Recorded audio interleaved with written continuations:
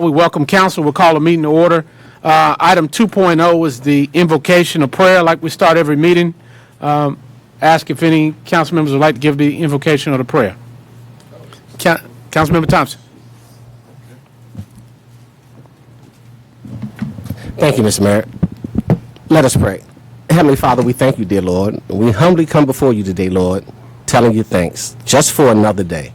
If you don't do anything else, Lord, we just want to say thank you, dear Lord, for we know that you're coming back. You're coming back for all those who are going to do your will and according to your purpose, dear Lord. So we know that when that day comes, all we want to hear is, job well done, my faithful servant. So let us go out.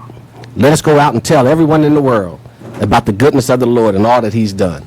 I know for me and my family, we will serve the Lord all the days of our lives.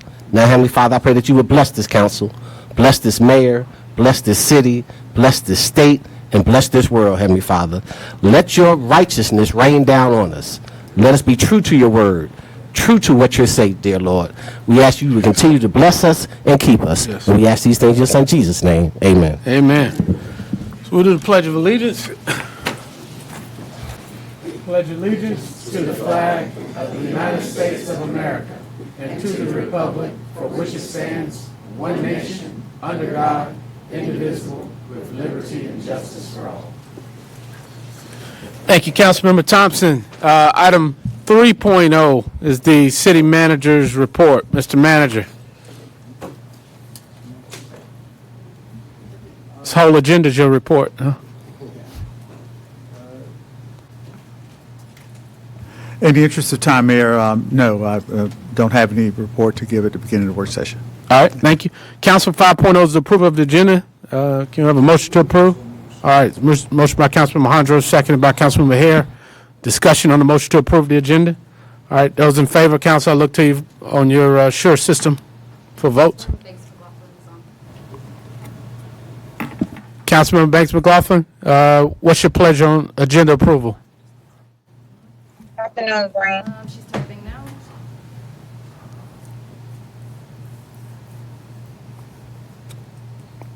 Nine. Who else will we miss? She's green. Okay. All right. Motion carries by those present. Moving to the first item, 6.01, Construction Management Division update. All right, Mr. Lindsay, it's your show.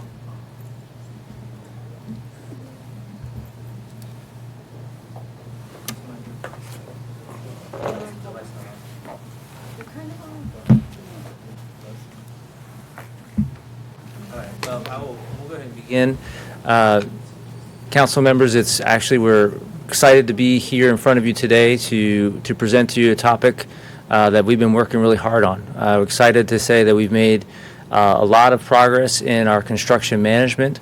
As you know, the city of Fayetteville is a fast-growing, huge investments in a lot of our public infrastructure. And today we're going to give you a report about some of those efforts that we've been making in response to that evolution. Don't have to remind you guys of what we've been through in the last several years related to global pandemic, prices and costs going exceedingly higher than they have in the past with inflation, finding competent contractors to do work, many challenges that we and others face. But in the face of that, we continue to move forward, and we brought in some help to help us get a handle on our construction management. And today I'm going to introduce Mr. Blair Hinkle. He's with Freese and Nichols, an engineering firm well respected here in the state, a national firm. And Blair's been with us for several months now, helping us really assess our department and charting a path forward. I'm going to give him the time to introduce his colleague and what he's been up to. At the end, I'm going to come back up and give you that path forward. So, Blair. Thank you, Adam. Good afternoon, Mayor and Council. Good afternoon. Again, my name is Blair Hinkle, and I'm with Freese and Nichols. I'm here with my colleague today, Dan LaMontagne, who's been involved in this effort as well as I. So I wanted to start just briefly, as Adam said, I've had the opportunity to work with the Construction Management Division and the folks within that division for a few months now. I've learned a lot, and so I just want to cover some of what we've learned and sort of take a look ahead. So the existing organization of the Construction Management Division was really created back in 2019 in an effort to finish Segra Stadium. And so it was a thought that project management would be centralized, at least for city facilities and public safety facilities and parks. And as you can see, there are 5 positions within the division. Actually, 3 of them are filled. And we've got 2 of our project managers here today, Plato Williams and Joseph Staten, who have done an outstanding job getting us to this point. They are managing things quite well, but I think that they would agree that some additional support is needed in the division, particularly as Fayetteville continues to grow, continues to implement more projects.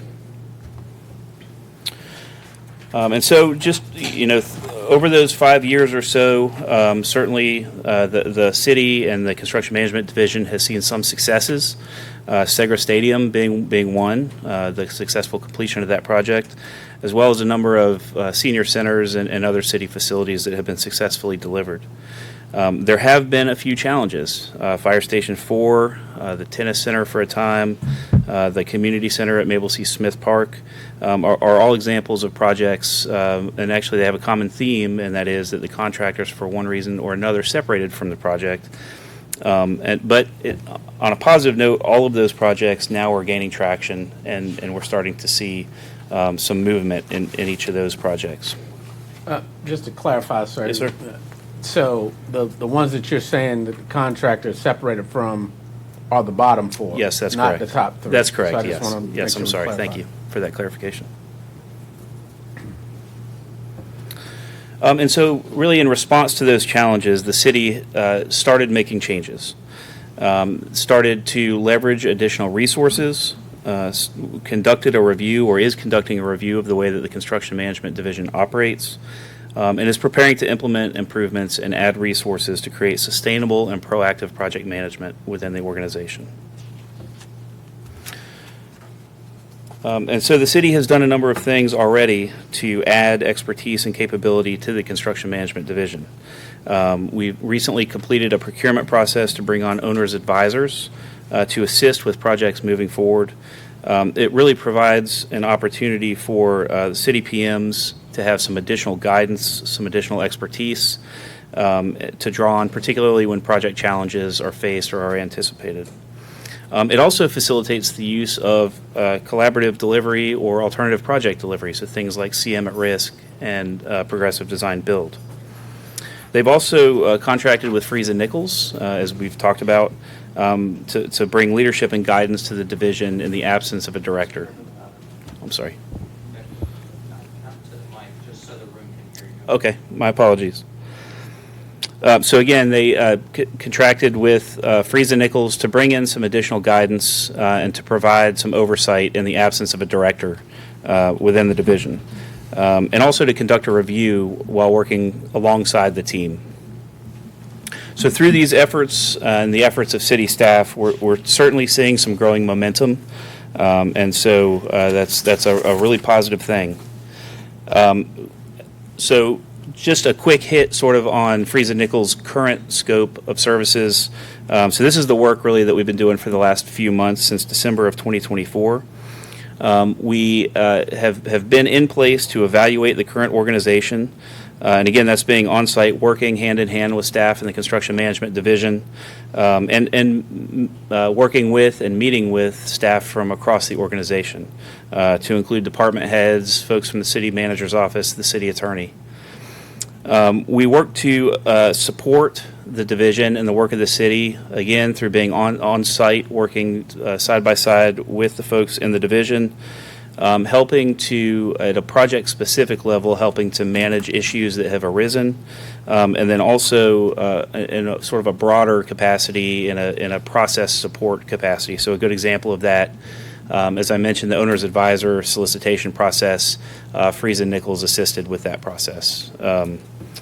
And then finally, to make recommendations. And so that's been sort of on the spot as things have arisen, sort of bringing best practices to bear on specific situations, but then also to provide a recommendations memo, which I believe you all have in your packet.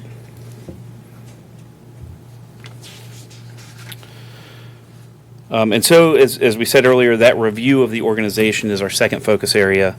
And the purpose of the review was to document things as they are, kind of what's going well, where there are gaps or potential areas of improvement that could strengthen the ability of the division to become more efficient in the delivery of projects.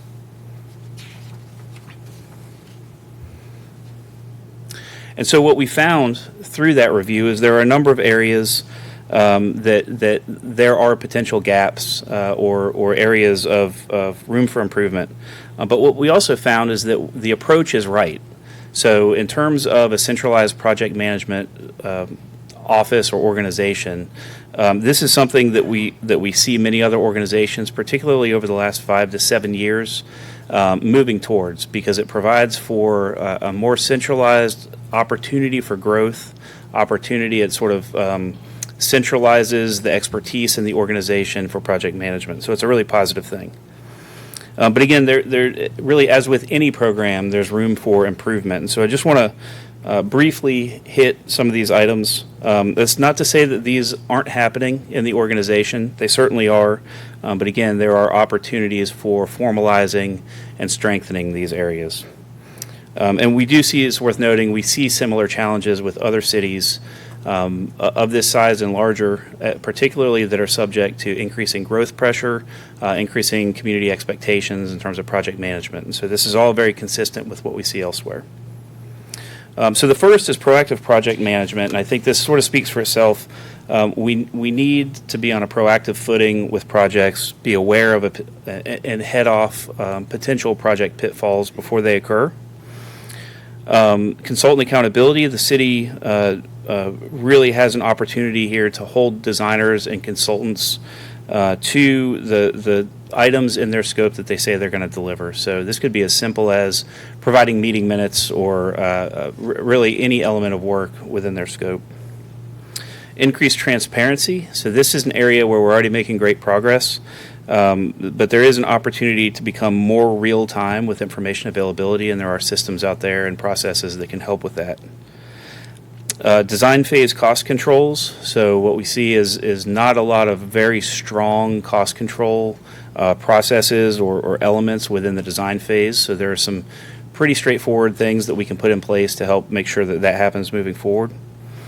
And project manager-centered responsibility. So this is really about making sure that the project managers within your organization have the tools that they need to be successful and understand the expectations of their work. And so that's just one area where we see some additional potential. But again, these are all things that are happening to some extent. And they're all areas where more formality and consistency can really be a positive thing for the city. And a lot of these improvements have already begun implementation, as we said. So new tools are being developed to track and report on projects. We're already seeing increased accountability for consultants. And things are moving in the right direction and gaining momentum. So it's a really positive story. And Friese and Nichols is very happy to be a part of that story and looks forward to continuing to work with the city of Fayetteville moving forward. So with that, I'll pass it back to Adam.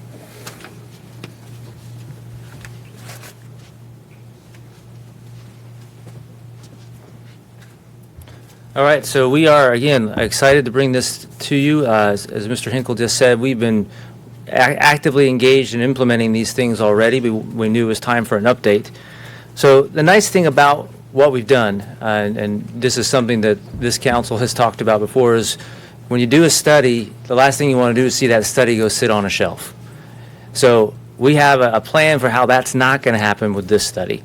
And specifically, we've been engaged with Friese and Nichols, and moving forward, we're looking to keep them on board now as we transition to implement all of the recommendations that they have provided. And so with that, we've already have them doing project management for us. I know that's a topic that this council has discussed. We've got them on some specific projects. There's dedicated people, but in all cases, in all the projects we have active, Friese and Nichols is actively engaged in helping us manage those projects.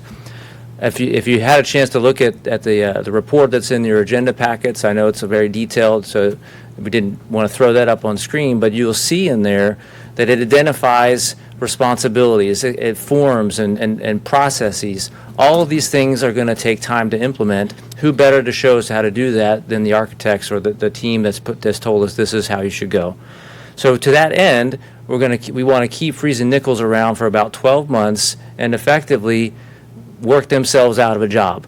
You know, we're in the process of hiring our new director now, and through that and other staffing changes that we're looking to make, we're looking to see them be heavy on the front end, getting these things in place, and as that 12 months progresses, seeing them taper off and leave us in a really, really sound footing in our project management. So to that end, this is what we want. Ultimately, we want to be sophisticated, proactive, and transparent in how we do our operations, and we're presenting now that we have that plan moving forward, and we're looking for your support. So happy to answer questions from the council. Yes, sir. You do have a few. Have Councilman Maher, and then I have a question, and then Councilman Alejandros. Thank you, Mayor. First, thank you guys for what you're doing, trying to help us implement this department that's really been needed for, I don't know, for a number of years. So thank you for that.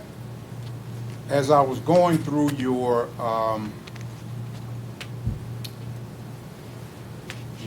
oh, okay. I didn't know that was on. I'm sorry. As I was going through your construction management division updates and path forward, I did not see any support on helping set up how payments are given. One of my number one things, and many of my colleagues may be, is making sure that finances aren't paid if they haven't met the goals. And that's been an issue. So I didn't see that through here, even though I did hear you say cost control, and I did hear you say that that you all are helping to set up and tracking, but being that safety factor on inspections before payment is done, that's one question. And where is that in here? And then I'll go back to it, and let me finish it all first. And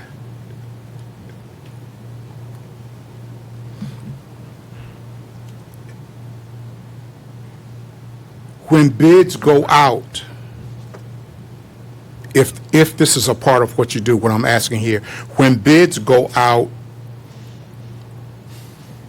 are you all group helping or training to say if they think a bid is totally over cost, even if it's let's just say it's the only one, because we've had returns where it's only been like one bid that came in.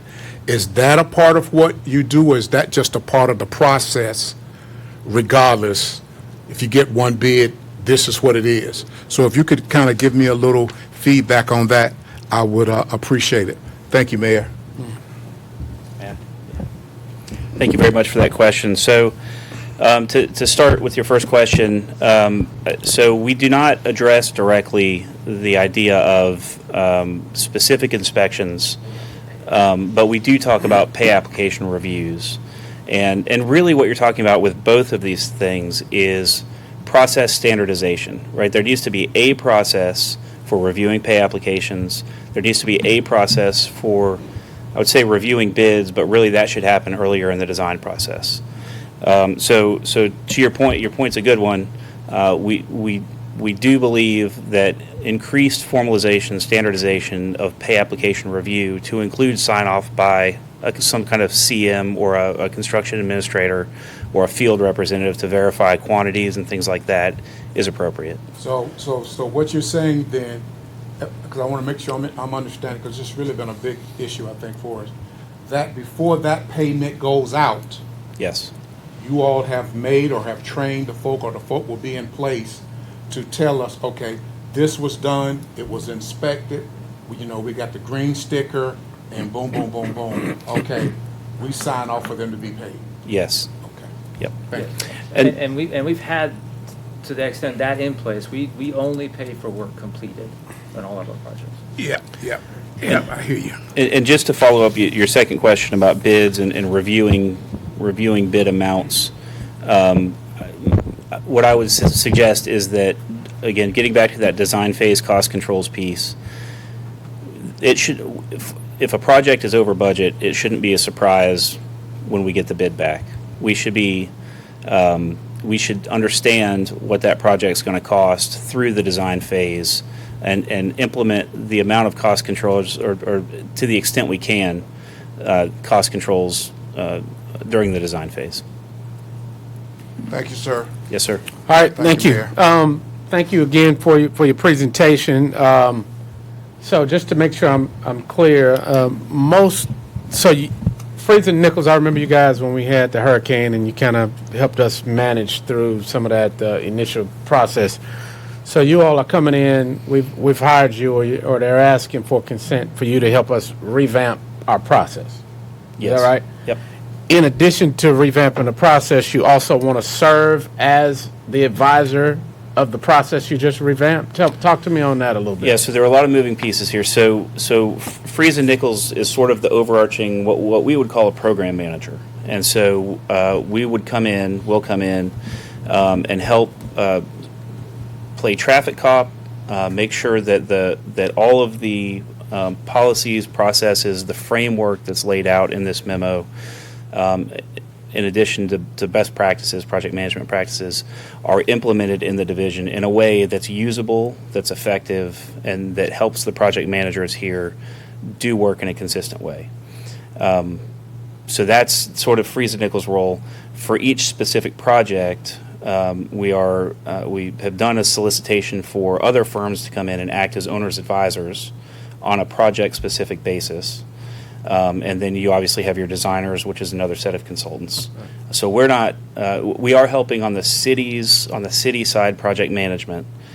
So we have one project manager in place now who's managing a few projects, again, from the city side. So basically it would be two separate roles. You're helping with the overall process, but you're not also serving as the individual advisor for that project. For specific projects, that's correct. Okay, So all we're right. in more of a management role. And the other thing is, most organizations that are doing these large capital projects have owners reps versus advisors. Why did you recommend an owner's advisor model versus an owner rep model? And just for the council members, so the owner advisor provides more guidance and planning on the procurement of the part of the process, whereas the owner's rep is there from start to finish to kind of advocate as the city's representative for cost and timeliness on the delivery of the project. So why did you go with the owner's advisor versus the owner's rep like everyone else? So partially that's a function of just terminology. So I get that there are two maybe separate definitions. In reality, the way that we procured the owner's advisors was a very broad scope. And so for any particular project, there is a lot of flexibility in terms of what the services, what the scope for that particular project will be like, will include. So it could be, on one end of the spectrum, strictly advisory, very high level, very low cost. To the other end of the spectrum could be more hands-on, more project management, more real sort of project management. And so it allows the city some flexibility in how it approaches each particular project depending on the circumstances. So Adam and Mr. Hewitt, last question I have on the follow-up. The issues we've had with the management of some of these projects with time and budget and so forth, council described a process that is more the latter of what you described, to make sure it's delivered on time and budget. What, being that he's given flexibility, what did the city decide to move forward with on these upcoming projects that's consistent with what our direction was? Did you get the latter of what he said, or did you get the owner's advisory role that just talked about the procurement process overall, more of a strategic process? More of the latter. So we have brought in some actual project management for some of those projects we've mentioned before. We're looking at Fire Station 16, for example, bringing in an owner's advisor, which will support our project management. I think what we're learning from Blair and Freeze and Nichols is that the greater complexity of the project dictates the greater response of how you want that. And that's the model that we want to implement. All right. And the last thing, to DJ's point, or Councilman Harris' point about the pay apps, right? So most time they'll submit the pay app. There's some intermediary that goes out and checks the work before the payment is approved. That has been a lagger. Is that something that you've closed that loophole here to require that work is checked when a pay app is submitted to say we're 50% on plumbing, that someone actually goes out and assesses the plumbing 50% status? Yes. I mean, I think, so pay apps aren't paid unless they're certified by the architect. The architect often will provide construction administration for particular projects. That's not to say that there shouldn't be some additional level of perhaps city-side construction observation that helps sort of bolster that oversight. And that is occurring and certainly will occur moving forward. Okay, thank you. Councilmember Hondros. Thank you, Mr. Mayor. Thank you, Adam and Mr. Blair. Mr. Mayor, thank you for the kind of history with Freese and Nichols helping us in previous storms and stuff. Hasn't Freese and Nichols also worked with us on stormwater? Yes. Can you tell us a little bit about the scope of that? To what extent? I wish that I could. Well, Adam probably can, right? Or Director Sheila Thomas-Embat? I mean, Sheila can Freese and Nichols' role with stormwater? The watershed management. Sure, I can speak on that. In a quick nutshell, if you don't mind. Two roles. Fraser Nichols was involved with the city right after Hurricane Matthew, getting us in terms of the program management aspect. And then following that, in 2019, council passed the rate increase for stormwater for the watershed master plan. Right. We did two things. We brought on a program manager and made it such that the program manager would not be able to bid on any of the modeling efforts, so otherwise it would be considered conflict of interest. And as program manager, they helped us create the framework for letting each individual watershed, creating a framework for creating the consistency documents, the scope of the documents, so on and so forth, and then a process by which they let out to individual consultants to help us develop each watershed, and then they help us review those watershed modeling studies that come back. So basically, consistency and staff support for running the program, but they do not do any of the modeling themselves. Thank you, Ms. Sheila Thomas-Embat. And I just bring that up to say that stormwater has been one of our successes, and the fact that you all worked on that gives me the confidence in working with you guys on this piece, so I appreciate that. I do have a question, maybe for the city manager, on the Freese and Nichols report. I think it's page 14 of the report, 16 of the slide deck. There's a tracker or dashboard. Do we have a time frame of when that CIP project dashboard might become live? Sure.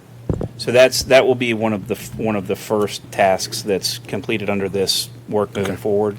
Is so this was just sort of a concept plan, but getting live data in a more sophisticated, again, sort of real-time data tracking of project data and issues. No, I like it. I just realistically, is it like a 30-day, 90-day, 180-day build-out? We actually have a project tracker now, and we'll be sending that to you. But this is done, I think, through Power BI, the one that you see. And it's been a real interest, I think, of the council and of ours as well. Well, the residents, right? Well, and so the one that we have now currently has a lot of functionality to it, and it's one that we were using for track stormwater projects and others, and it's GIS-based. And we'll send that out later today. But yes, they are making that a priority to get that up and loaded as quickly. But we don't have any, Not at the whether it's moment. 6 months or Not, it'll be less than 6 months. less than Definitely 6 months. I'm going to hold you to it. Please. And then last question, on the same F&I report, page 15, I think it's slide 17, the organizational structure for Construction Management Division. So there's some vacant positions current, I think, too, and then there's, on this slide, 4 or five future positions, what time frame might that be on? One of the things that the team was saying is that we want to work Freese and Nichols out of their roles. What's not included in your report, and many of the council members know it, this morning I asked Brooke to calculate, and I don't know if he's in the room or not, I don't see. over the last 3 years about how much money has flowed through the city, and it was over $200 million.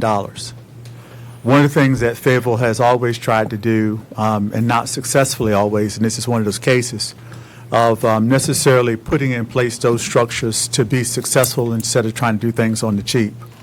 This is when we got the $97 million in GO bonds, or the $35 million in Parks and Recreation bonds, the $40 million in ARPA funds, what could have been over $12 million in CARES Act funds, is that we did not have a robust project management structure. And so as we move forward, this is what Freese and Nichols, I guess, has modeled for us based on best practices. And it also consolidates these functions under more under one roof: financing, contracts, administration, engineering supervisors, project control specialists. But clearly, we've got a lot of work to do to build this out. And if we do that, we again would be hoping to work Freese and Nichols out of Well, and the their reason I jobs. bring that up, it sounds good working these guys out of a job, so to speak, but before we were to definitively make that decision, I'd like to see more projected cost analysis on if it's cheaper to do that. Sometimes, I know in my business, we'll do a lease versus own, analysis. And while it sounds good that owning is always better, it really depends on the terms, right? So sometimes it's cost effective to lease because, well, for various reasons. So it just depends on the terms. So I would be interested in working them out of a job if it makes sense, but if it doesn't make sense to have staff full-time, 365 days a year, when we can contract this stuff out project to project. But anyway, that's, I guess, a Mr. Yates and Mr. Hewitt analysis. Thank you. All right, Councilmember Thompson. Thank you, Councilman Hondros. That was along the lines of the questions that I was going to ask, because it sparked something in my brain when you said work yourself out of a job, Mr. Adams. And I understand that we had F&I since 2019, and I was wondering if we still had them, would we still be in a predicament that we're in with House 4 and some of the other projects we were talking about. But then you said that sometimes it depends on the cost of the next project, the next CIP project. So is there a dollar amount on that? And just to coincide with my Councilman Hondros' question, when will it be necessary for us to call you guys back when you run yourself out of a job of the current situation, whether it's House 16 or whether it's some other CIP project? So to your first question, I think the reference was to a comment made about the owner's advisor Right, role and ownership. versus owner's representative. And so again, we're not filling that role. So Right. that is not Freese and Nichols. That's other consultants that the city is contracting directly with. The intent of our work for the next 12 months is to put in place a framework that is sustainable and that creates an effectiveness level for project delivery that will allow the city not to have to call us back for this particular work. Now, I would say that we love working for the city of Fayetteville, and in any capacity that the city needs us, we'd love to be here. But in this particular case, our goal is not to make a project successful. Our goal is to make a framework within which the city staff can operate where all projects will be successful. Now, construction is a hard business, and there will always be project issues. And so what we're not going to do is guarantee that you'll never have another issue with a construction project. But the goal is to put a framework in place, processes in place, policies in place that allow the staff to work effectively to head off those issues more effectively than they have in the past. I got that, Mr. Neal. So in the meantime, until we can fulfill our CMD division, you guys are readily available. Yes, sir, we're here. Thank you, sir. All right. Seeing no further questions. All right, council, I guess they need action to, what is it you need, Ms. Hewitt? Just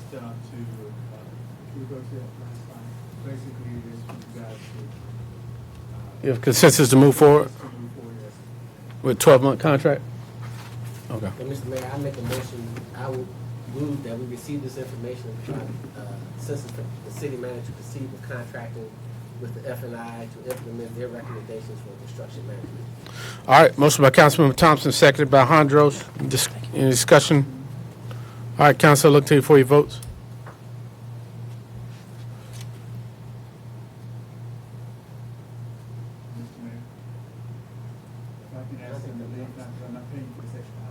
Say what now? All right, Banks McLaughlin's green, it's unanimous on that. All right, thank you, gentlemen. All right.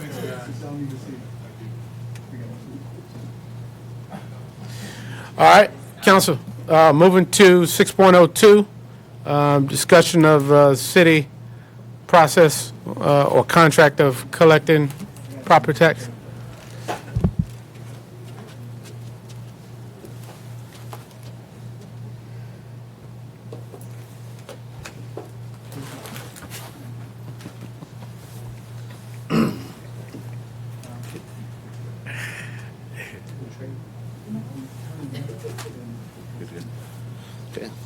Good afternoon, Mayor Pro Tem Council. Chris Lowry with SPA. I'm here to present on the Municipal Tax Office Services Analysis. So SPA was asked to do a preliminary review of bringing the internal collection for taxes to the city itself versus contracting with the county. And we'll do a preliminary review of that and some of the objectives that we're going to touch on. So we're going to present these preliminary findings of establishing that in-house and allow council to make a decision from that point, and looking at some of the benchmarking analysis that we were completed on different municipalities.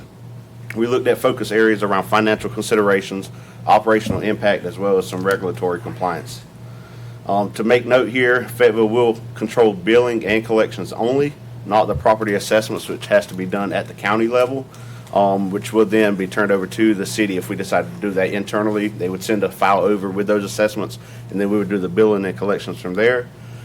This will bring an opportunity for unified billing by combining our property tax, solid waste, and our stormwater into a single bill.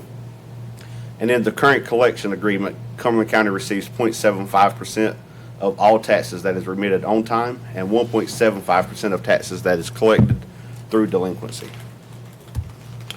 Some key insights from benchmark municipalities. I won't hit all of these here, but we looked at different aspects around financial benefits, looking at staffing structures, and did a comparison based on the parcels that those municipalities had, the population, and did a scalability effect for Fayetteville itself. Looking at technology, looking at the county, what they use, what the other municipalities use. In some aspects, we can use the same program. In some aspects, we cannot. Some are only allowed for the county. Looking at customer service, our in-house customer service, and getting our satisfaction from there, making sure that residents are feeling appreciated, making sure that they are supported in that process, and then looking at our legal compliances through North Carolina Machinery Act, which is a critical aspect for it.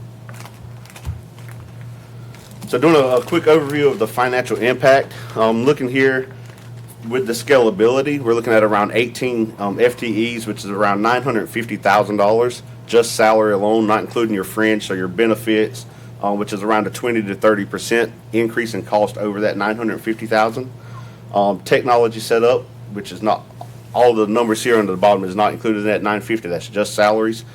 Technology setup, you're looking anywhere between $100 or $50 to $100,000 plus just for your technology. Postage and administrative expenses, we have to figure that factor in. Office space and utilities, furniture and equipment. All of that has to be factored in to get a full analysis of that of the cost to implement that. From years 2016 through 2023, we were paying on average around $500,000 to the county to collect our taxes. In FY25, that's jumping up to around $1.01 million.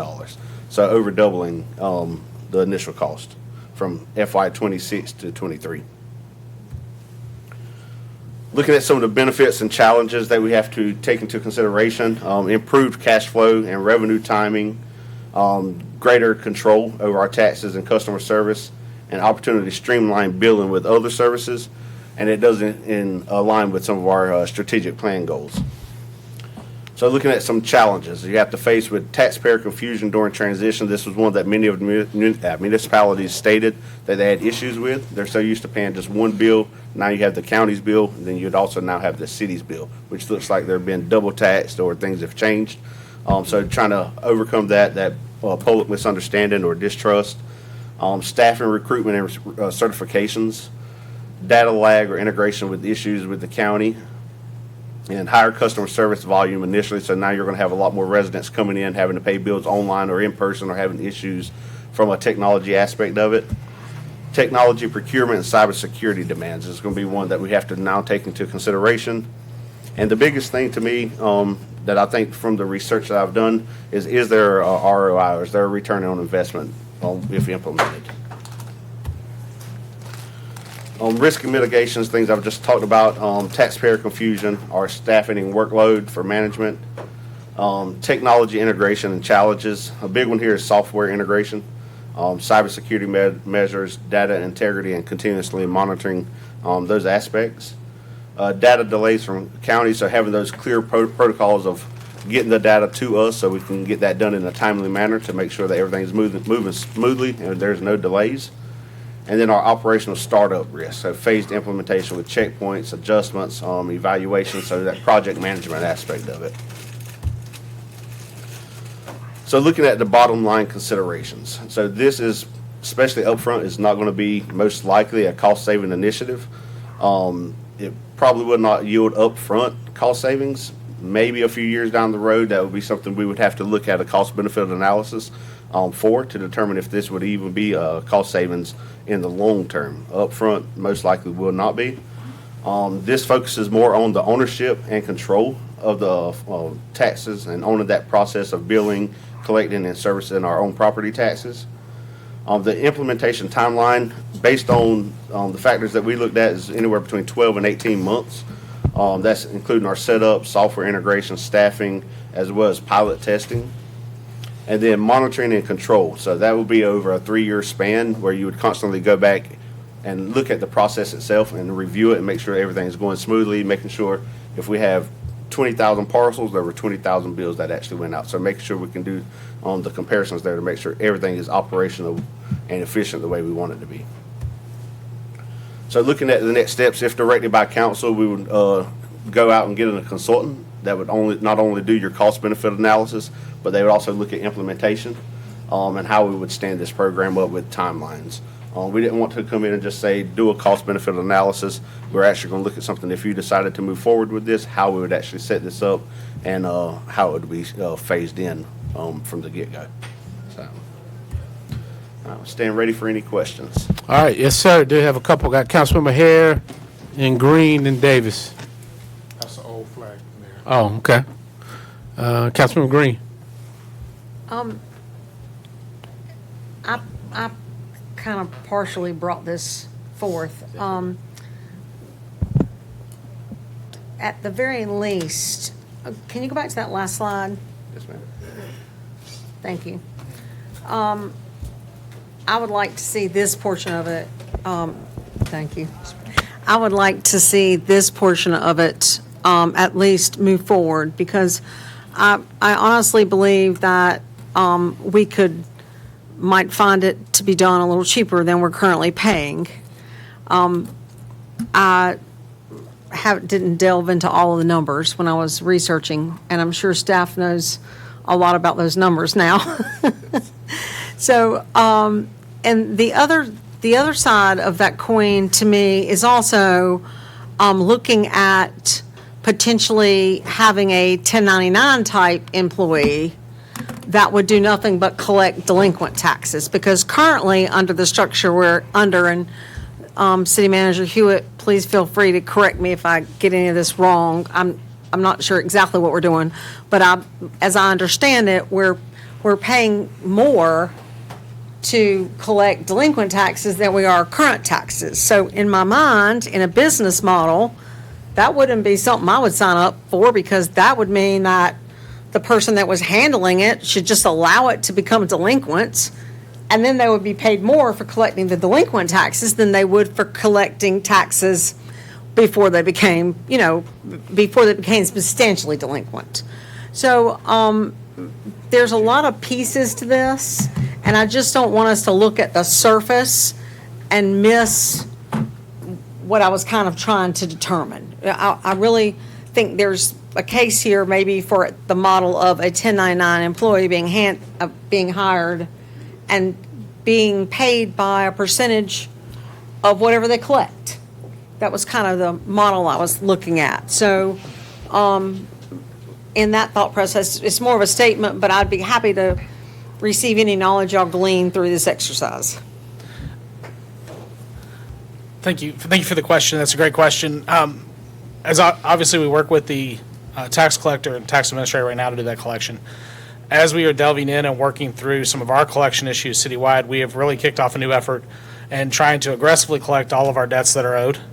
And this would fall in, if we were to move this program to the city, that would fall in under our collection principles and our collection aggressiveness, whether that's done through a 1099 employee or through a third-party collection agency or something to that effect, because then we would be in the driver's seat making those decisions on foreclosures and how to transfer those properties.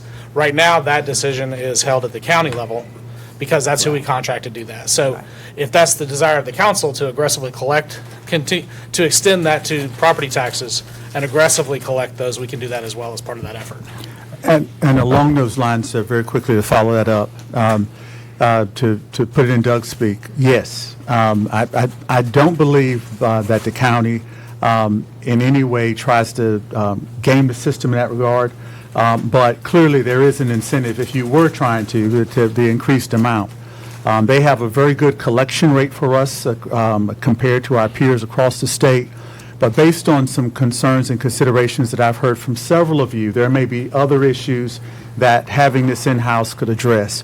But specifically to the collections piece, as Mr. Yates talked about, that is something we would focus on very intently, and we wouldn't have to pay that difference in premium.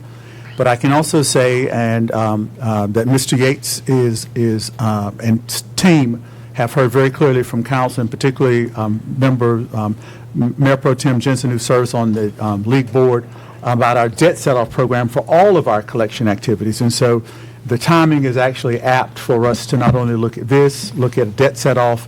The city attorney had brought other items to council last year about liens and about foreclosing on liens that we have for lot cleanings to try to get property to move so that it just doesn't sit vacant and derelict.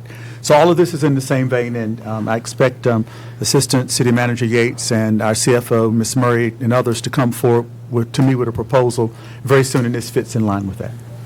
I think along those same lines was my concern also that we have a clear picture of what the city's debt actually is. And until we have a picture of what that actually is, it's hard to be fiscally responsible.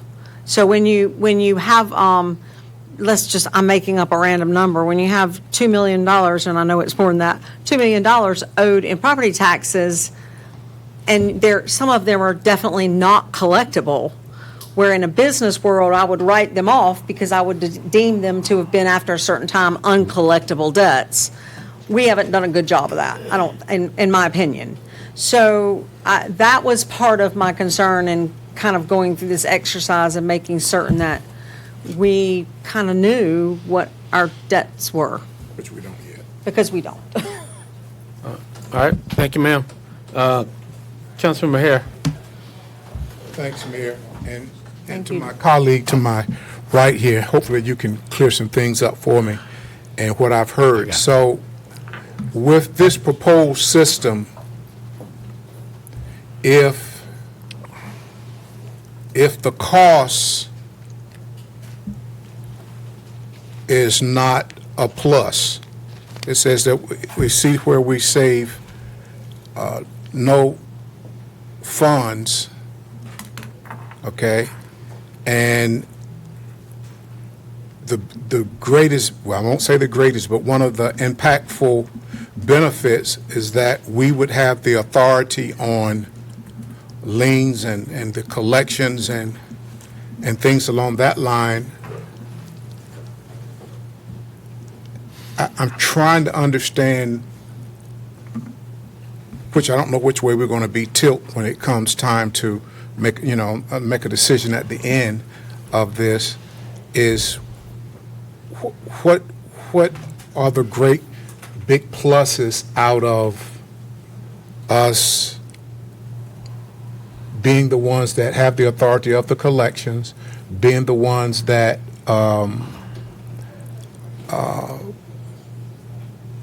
supervise liens and getting those fundings. I mean, I'm trying to understand what the big pluses are that you're thinking if we save no money in the collection process. I mean, I'm kind of understanding where we're headed with this, or where you're headed with this. Well, for me, right now, we are, whether we have it is on lots, liens, clearings, boarding up of properties, whether it is parking tickets, whether it is, as we saw in some of the audits about late fees on 19 or so mortgages that we had, or 20 mortgages that we had in ECD, or is understanding what the true cost is of this service that went up over 100% from the county with no explanation. Okay, before you go any further, let me make sure I'm understanding, because you're saying something. So when we look at boarded up houses and other collection of late fees and all whatever these fees are that we're dealing with, you're saying that all of that right now? No, sir. Presently, because I thought we were just saying as far as the tax collection goes. It is the tax collection, but the hope is that if we're able to stand up, whether it's the 1099 employee to go after just the delinquent taxes, we would still be in the process of being able to add staff or contractors to focus on all of the city's debt. Not just the debt that is from the property tax collection, but all of the city's debt that we're owed. Okay, let me ask you this, because I do understand the 1099s of many I've put out. So then, when the tax collection season is over, are we still? Over. Yeah, it's never over. Yeah. Okay, so that's probably going to answer my question, because so we're never out of paying. We're never out of paying. It's just over. It's just go from one year to the next year continuously. Because you are correct. It's really never over. Right. Okay. I think in answer to your question, for me, it's more of, the survey that we just completed on risk and where we felt like risk were, and we had to order them 1 through 10. Right. For me, mitigating those risks is part of what this exercise is in. Because at some point, we have to get our arms around what is actually out there in debt owed to the city, what is actually out there that's collectible debt, so that we can properly budget. And what I was really looking for was some income stream, because as your expenses increase, you've either got to lower, you've got a lower cost, or you've got to find new income. So that was part of this whole exercise as looking forward to our budget season. Okay. So, Councilman Green, I got two more that wanted to speak. Now, I'm sure they may have questions for you. All right, Councilwoman Davis, Jensen, and Benavente. Thank you, Mr. Mayor. So what I'm hearing is it doesn't sound like it's going to save us any money. Is that that's what I heard in the last slide? In that 18 employees, we would have to set up a whole nother department, correct? Like it'll be a whole nother entity within the city. And then my last question is on slide 6. It says that data delays from the county establish a clear data transfer protocol and strong collaboration agreements. We have to get all our data still from the county, correct? Yes, sir. They would have to send any of the assessments over. Will we have to pay for that, or will they just voluntarily give it to us? I think, if I'm not mistaken, from research, they have to voluntarily give that over. We do not pay for that data. Okay. All right, those are my questions. Thank you. All right. Councilman Mayor Pro Tem. Thank you, Mr. Mayor. So, City Manager, I guess my question is, for the debt that is out there for property taxes, our assessments and everything, do we know exactly what that is? Or do they give us a list, and can we send that over to the North Carolina League of Municipalities for them to take over our debt? I'm not sure exactly how delinquent taxes would go into the debt set-off program. I suspect that the council at some point in time would be asked to authorize foreclosure on tax that's paid, and it's, if memory serves, and some of you may have more experience in this, I think it's usually sold on the courthouse steps is what, when I worked at the county, we used to say it was sold there, but there may be opportunities for us to send it to debt set off as well. So at the end of every, tax season never ends, but when, what is it, January 6th, you're supposed to have everything in. Do we get a list like March 31st showing everybody that has not paid and what is owed to us? Yes, ma'am, and if folks don't pay up, it gets published in the paper. Okay, thank you. All right, Councilman Benavente. Thank you, Mr. Mayor. If I could take a quick moment of personal privilege, I believe there was an adjustment to the agenda today. Is anyone in the audience here for sidewalks and country club? No? Okay. It was a matter that was supposed to be here. I think some people were trying to come in for it, but I do have a question for Councilmember Green.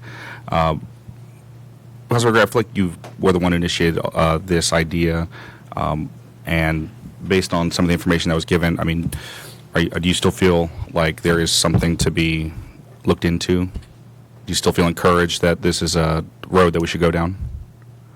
I do. If, like I said, only for the purpose of that very last slide, so we get a better handle on what the potential is that's out there. And I'm not so sure. I have been watching the county's website on their own properties, and they do not do a good job of collecting their own delinquent taxes. So I don't see them collecting our taxes well, because I would imagine that they collect theirs first. That's just my personal feeling, no reflection on anybody, just that's, so my concern was exactly what I've stated, so. Well, And there's... if it goes no further, at least we've gone through this exercise, but I would like to see us make a complete, we've looked at everything we can look at and we've decided to do it or not do it. Well, I think there's different topics that I lean on my colleagues that I feel like have a little bit more of a handle on. If it's DOT, I'll talk to Derek. If it's Carolina Core, I'll ask Dino. And if it's stuff related to taxes, because that's your background, I'll look to you. So if you decide to make a motion on this matter, I'd be glad to second it. All right, Councilmember Hondros. Thank you, Mr. Mayor. Can you go back 2 slides, please? To piggyback on my colleague here, so the second to the last bullet point there, data delays from the county. So statutorily, the tax administrator and/or the county is required to provide this data to the city or to a third-party contractor, whoever we want to collect our taxes. But what's the penalty? Like, what if they're delayed in getting that data, or what if they don't get it to us for a year? Like, what? I don't know if this requires research, but like, what do? We tattletale to the state, and the state gets after them. What's their penalty? What is there any teeth to us making them provide the data that they're statutorily provided to? Because without the data, nobody can collect it, I guess is my point. So I'm okay with getting a financial analysis so we can make an informed decision, but I think I would also like to know that if we're able to find that out. Well, it's an excellent question. We can definitely delve in that if council advances. The thing I would say, to your point exactly, is that the county bills for county taxes of city properties too. And so if they're able to bill for county taxes of city properties, there should really be no reason for a delay for them to send us the data file for us to be able to bill for city taxes of city parcels. So that's an excellent point. But I think that is a risk and a mitigation thing that, based on the research that we've done and was talking with the school of government, that was one of the items that they identified? Yes, sir. Okay. Yep. That's excellent question, though. All right, Councilman Thompson. Thank you, Mr. Mayor. I just want my colleagues to be aware of a couple of things. We just got finished hearing from F&I about how it is a necessity for us to start an MD division. That costs money. Now we're talking about, collecting our own taxes, creating a tax office. That's going to cost money. In order for you to do that, you got to raise taxes. What I do like, Councilmember Green, is for us to own our own. So I am in support of at least, do we have to get a consultant, and how much would a consultant cost? Let me ask that question first, Chris. And we would have to end up finding one, based on some of the, we spoke to the old tax collector for Mecklenburg. But he couldn't do it because of his retirement, some other circumstances. So we would have to end up doing research to actually get a defined cost on that, because that is a specialized field there. So, well, what I would suggest is for us to find out what the cost is, to see whether it is worthy for us to do an analysis to see whether it's cost beneficial for us to do the mechanism of collecting our own taxes before we move forward. That I can agree to, because it is always important, and I tell you this all the time, to make sure that we are in control of our own and to make sure that our citizens are doing what they're supposed to do, even when it comes to delinquent taxes. Thank you, Mr. Mayor. Yes, sir. All right. Councilmember. So if you do move forward to get a cost, can the cost, I guess from city manager, of how much it'll cost to start up the whole department for the tax office that we will have, I guess, could you give those numbers as well? Yes, we could. And I would say, to me, this is really more a collections activity. And it is, and the 18 that we're talking about, and from, it also comes from the study and from other considerations that we have. If this is, if one of the goals that come out of this is that we reduce cost or that we stave off future cost, if it is that we have more control over this or other debts, then those are things that if council directs us to move forward, as we vet this, we will make sure that we bring those back as well, whether it saves us money and alternative means as well. But yes, sir. Councilmember Harris, you pressed your button? Yes, sir. Okay. I think I got a little. So if we're moving forward for you to come back to us with all of the questions that you have heard today to see if this is going to be a benefit for the city of Fayetteville and for the citizens of Fayetteville. That's the process of where we're moving forward to, not to proceed. No, just. Okay, more then, information. okay, all right. If I might, Mr. Mayor, I'd be happy to make a motion. Sure.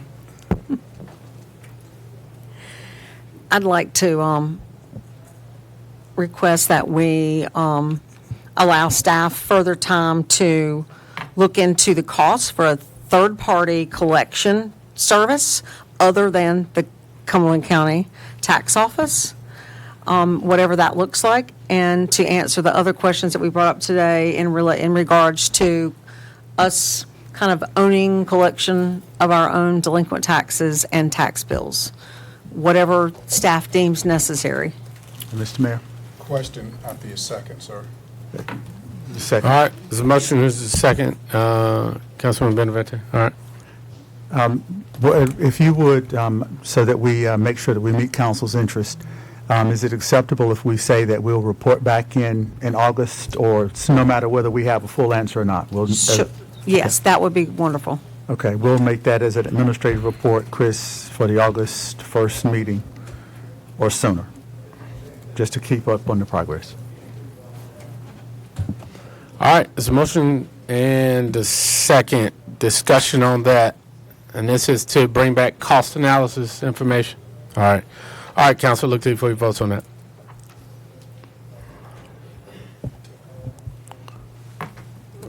Councilman Banks McLaughlin still on? She's not responded yet. All right, motion carries. All right. All right, moving to 6.03. This was a recap of the home buy program, looking for ways to expand it, increase participation. Mr. Cawley. Mr. Colby.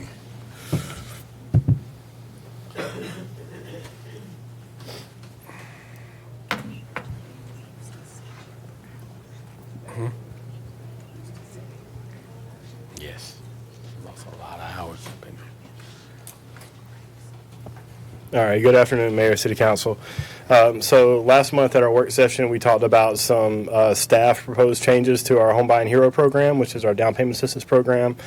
There was also a council member request from the mayor to look at some additional changes. So we kind of dropped back, looked at all those changes holistically, and then brought to you some recommendations this afternoon. So just as a kind of an orientation here, we've got 3 distinct programs. We have our citizen program, our Citizen Hero program. That is for anyone in the community that income qualifies.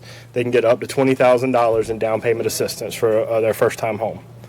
Then we have our Public Service Hero program, which is select jobs that typically we think of as government, social service, public service related activities that can get, instead of $20,000, they can get up to $30,000. The rest of the program is the same. Then we have our City Employee Program.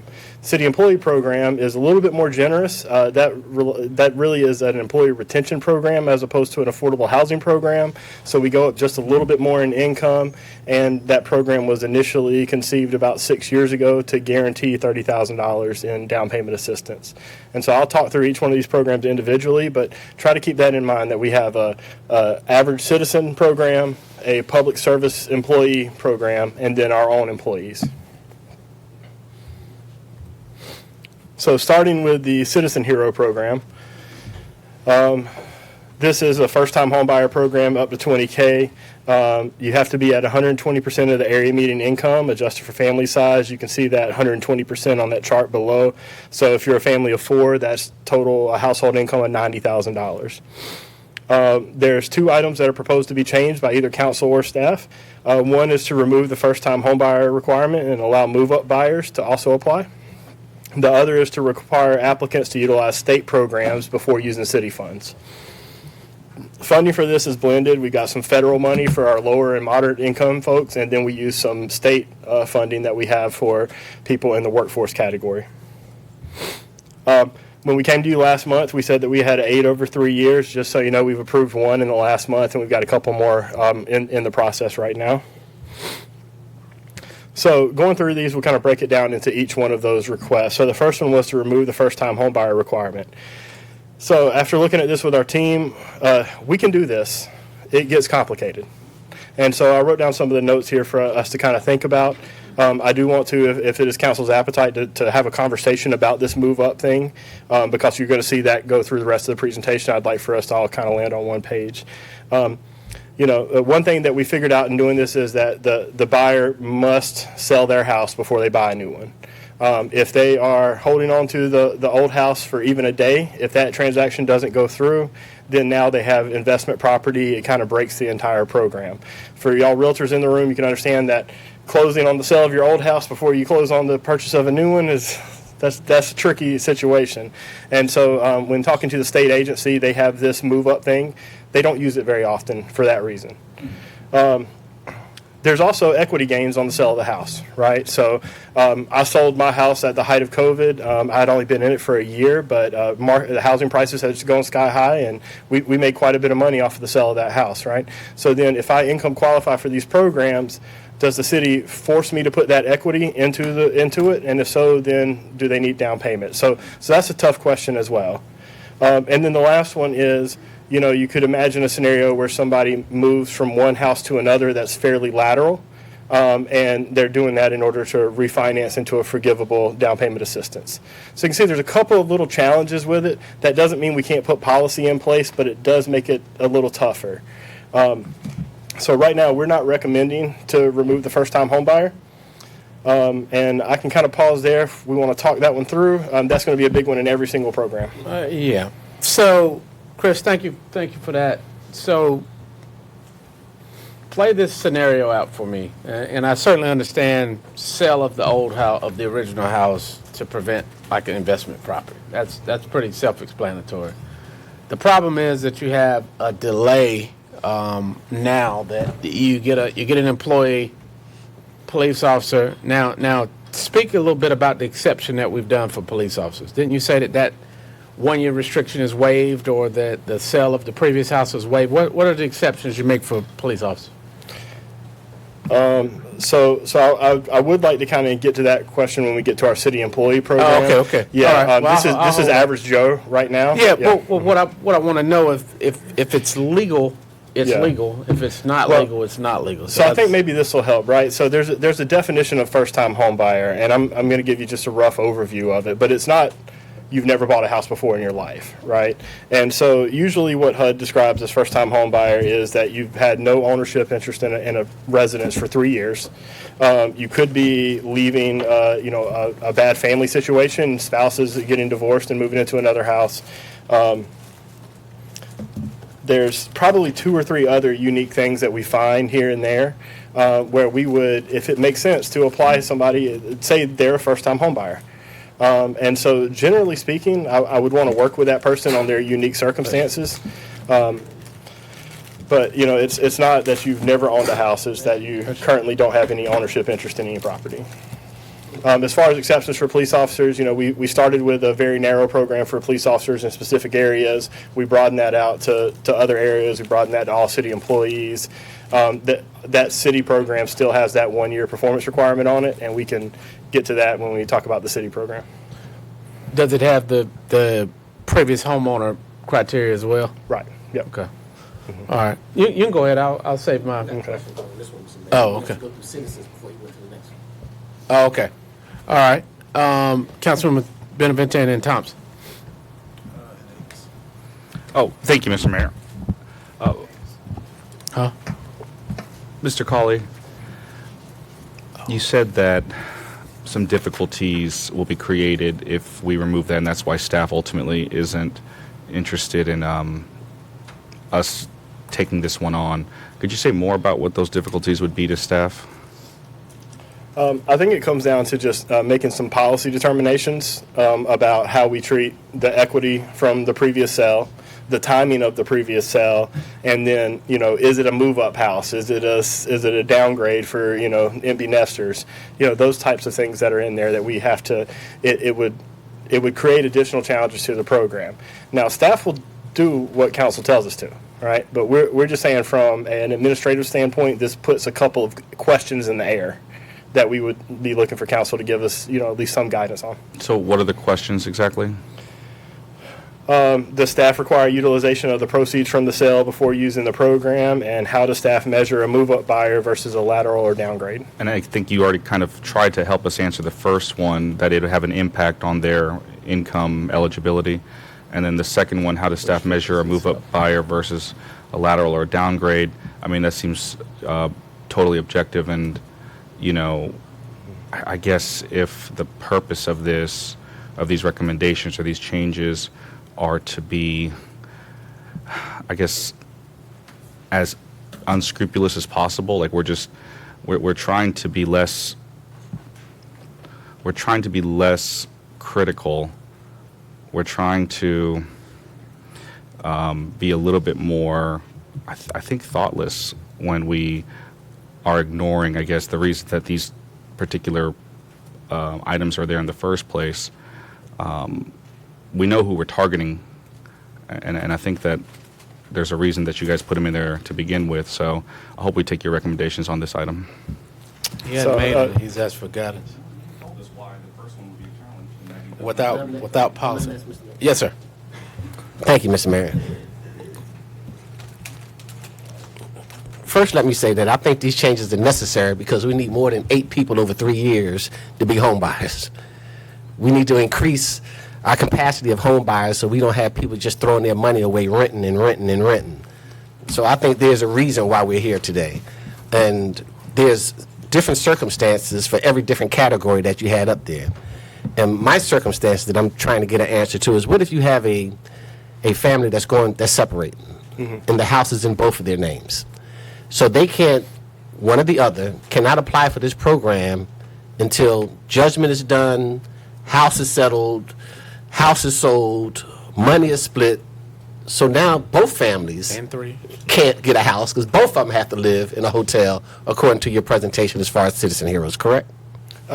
So in that scenario, we would look for a separation agreement from the spouse that was applying. And then once we had that separation agreement, we would apply case by case. Our goal is to get this money out the door, And so if we can, we do. I do think, as you kind of talked about it, there is a benefit to having a move-up kind of thing here. If you think about prices of houses in different categories, you start churning houses that are in that move up category, and that makes some of those starter homes more available and on the market. So that there is some benefit there. When I look at this program, I'm not happy with 8 and 9 in the period that we've had it. We've done a lot to expand it. It had a match for 2.5 years. Right. And then we flipped the funding source to a different funding source and removed the match from it. We rebranded the whole thing as Home Buying Hero. We put out a bunch of social media and press and things like that about it.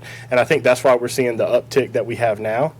We are also funded with these programs with one-time funding. So that's something to keep in mind as well. I got it, Mr. Colley. I just want everybody to know that there's extenuating circumstances for everybody when it pertains to any program that we have. It is our job to make sure that we give every opportunity to every citizen that's willing to accept this role in becoming a home buyer or any other circumstances. So thank you, Mr. Colley. Thank you. Councilmember Davis. Thank you, Mr. Mayor. So, my first question, I'm a realtor, so you guys know that, but a lot of reason that they can't get in this program is because of the debt to income ratio. Who sets the standards? Is it HUD that sets the standards? Who is that? So I did that with a consultant, and I didn't bring all that information with me today. I'd have to phone a friend to get somebody over here to talk through that in our housing program. But we're generally using industry best practices to where we're looking to that you have no more than 30% of your income going towards your rent, mortgage, utilities, housing costs. So I don't like none of the analysis that was in there. So is there a chance that we can look at changing the debt to income ratio to kind of help out with more people being able to get it, or is that possible? Or how do we go about that? Yeah, I mean, at the end of the day, yes, council can set the policy on it. I will just a mild caution being that a few months ago you all kind of forgave a bunch of homebuyer assistance programs and things that had been very, very old. One of the things that a lot of those old loans had in common was bankruptcies, foreclosures, things like that. The debt-to-income ratio is to protect not only the city but the buyer, to make sure you're not buying too much house for your income, things like that. But yes, I mean, we could always look at that. I'd have to see if there's any regulatory piece, but as far as I know, that is up to us to decide. And we just went with the widest range we could, and that might be something that we'd want to bring Carl Manning from Kingdom CDC in to discuss that as well. Well, I was looking at one of these. It says move-up buyers can purchase affordable homes that is only slightly larger, the same, or smaller. I don't see how that works. So yeah, I just don't think I like a lot of this that's in here. But thank you. Thank you. All right, Councilmember Hondros. Thank you, Mr. Mayor. Thank you, Mr. Colley. Good presentation. Question: Can this program be used with the state's assistance program? Yes, absolutely. So we were just talking about that this morning, and I blew a whole bunch of city leadership's minds when I said that, the state has the Community Loan Partner Pool, CPLP. They've also got a Home Advantage mortgage. And then on top of that, our $30,000, you could be looking at 15 plus 50 plus 30, which would be about $95,000 in down payment assistance. And I know ECD members of your department have done workshops. I know you did it with the realtors. I know you did some just city ones. How about the mortgage brokers, the local ones? Are they all familiar with this program? I wouldn't say they're all familiar with it. It's easier to get to the realtors and even the home builders. The mortgage brokers don't have like an association where we can corral everybody together. We've gone to several lunches and things like that. We're absolutely available to talk to anybody anytime. I've got several folks who can come to their office, do a class, whatever they need to do. Yeah, if you coordinate with Angie at LPR through the education committee, they should be able to set it up, because there's a lot of affiliate members that are in related industries, appraisers, mortgage, and those things. So they could set up a class that they would probably host. So it would just be staff time. They could probably do it at the association and get all the mortgage brokers that are affiliate members to come if they want. I appreciate the program. I'm okay with expanding it. I still say the number one reason why I believe we haven't used this funding like we would like to, or in the previous conversation, empty the buckets of funding, is because there's lack of supply. There's simply lack of supply on the market. So until we move on that front, we're going to continue having this conversation. No matter how much we expand this program, we're going to be asking ourselves 6 months, a year, 2 years down the road, how come these buckets aren't empty? Until we get the supply piece, the demand's already there. Thank you. Thank you, Councilman Hondros. I did have a question I needed to make. So, what's the purpose of this program, in your opinion? So it is very hard for a renter to save up down payment assistance. And so we're providing them with an option to be able to buy a house, given the idea that they can cover a mortgage payment any day of the week with the rent that they pay, but it's very hard to save up for down payment. So the purpose is to create more homeowners Yes, sir. versus renters. So right now, there are 56% renters versus 44% homeowners here. Thereabout, right? This is probably a couple-year-old statistic, but there were more. I think it just flipped slightly the other way. It was like 51-49 in the last census. And so but yeah. we have an overabundance of renters, which is why the rental market is tight and good because of the BAH and so forth. But if our goal is to encourage more home ownership, and I think we're overcomplicating it. Certainly we don't want, you put whatever guardrails you need to make sure people are not taking advantage. If someone sells a house in Virginia and they have equity and they move to our community and they buy a house and they had to only spend $50,000, but they're still within the income brackets, which is why that is there. I want that for them to be in the community with a disposable income. It's like we're trying to encourage them not to do better. You know, if you get a house, you've got to get a house that's only a little bit better, not a house that's a house. You know, so if the income piece is what the federal and the state government use as the guideline, why are we complicating it with the rest of these things? Right. Okay. The other thing is what got sideways the other day, you don't have the buckets here, but it's showing 50% utilization of this money. That it's sitting in your office and in our bank account, which doesn't do any good for the state money that we got, which we had another request for the legislature to refill that up, but we haven't spent the last money. We have federal money that's not out the door, and we have our bond money that the citizens are paying these additional taxes on that's still underutilized. So if the purpose is to increase the success of the program, let's figure out a way not to complicate it. Like, we understand we're not going to do anything that, you know, we need guidance that if there is, why we would get into the business of if they need to utilize money that they got from equity in a home to add it to the purchase of another home in our community, are we going to add money if they lose money on the house? Right. I mean, so Yeah. why are we even complicating this with that? You know what I mean? That if the goal is to, if they qualify within this income bracket, if they do these things, and the other thing, council, is go back to the first slide that showed these three categories. Citizen zero. So that's anybody that lives in the city qualifies for this, right? Yep. All right? They don't need to do anything but exist and buy a house right here. And be that the income. Right. Yep. Okay.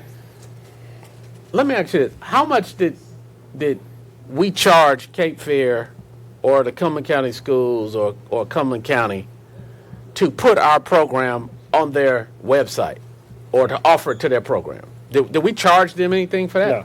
So it's free. Yep. Did they charge us to do it? No. So why not include all of the employers that are willing to participate that happen to be a public service employee? Why wouldn't Fayetteville State be up there? If it didn't cost us nothing, it don't cost us anything. They've got 1,000 or 1,200 employees that may see the program, right? Right. Methodist College, it doesn't cost us, it doesn't cost us anything. Why wouldn't we include FTCC? So I think we overcomplicated this the other day, Yeah. you know, for whatever reasons. But if the goal is to make the program work and to tell as many people as you can, and to do it within the boundaries of the law, I think that's without saying. So I hope we can move the discussion to that versus trying to figure of every scenario that you could possibly think of. Yeah, so I would say that, you know, coming out of this conversation, staff would have clear direction on adding a move-up option to these programs. If council kind of gave us, you know, as the mayor just said, you know, let the equity thing be a separate thing. They're still income qualified, you know, because there is still that income barrier there. And, you know, if you said, hey, they can only move into a larger home. You know, if we had that direction, I don't feel comfortable making those things, I wanted y'all to do that, right? So if you say, ignore the equity problem and, that, to Well, the make mayor's sure that point, you're income right? qualified. Right, I mean, they have to be low and moderate income anyway, right? or whatever yeah. the guidelines are. Right, yeah. And so, I will say for HUD programming, that equity bar is $500,000. So that nobody's going to be doing that here. So a low to moderate income person can have up to $500,000 in equity and not disqualify them. Correct. So why do we even have this on this board right here? Right. I mean, you know what I mean? Because Like, I'm it's just asking for complicated policy nothing. guidance from you Yeah. guys, right? Yeah. Okay. All right. Before All I right. go approve one and then we I ask got why. it, but come on. I mean, Yeah. All right, Councilman McNair.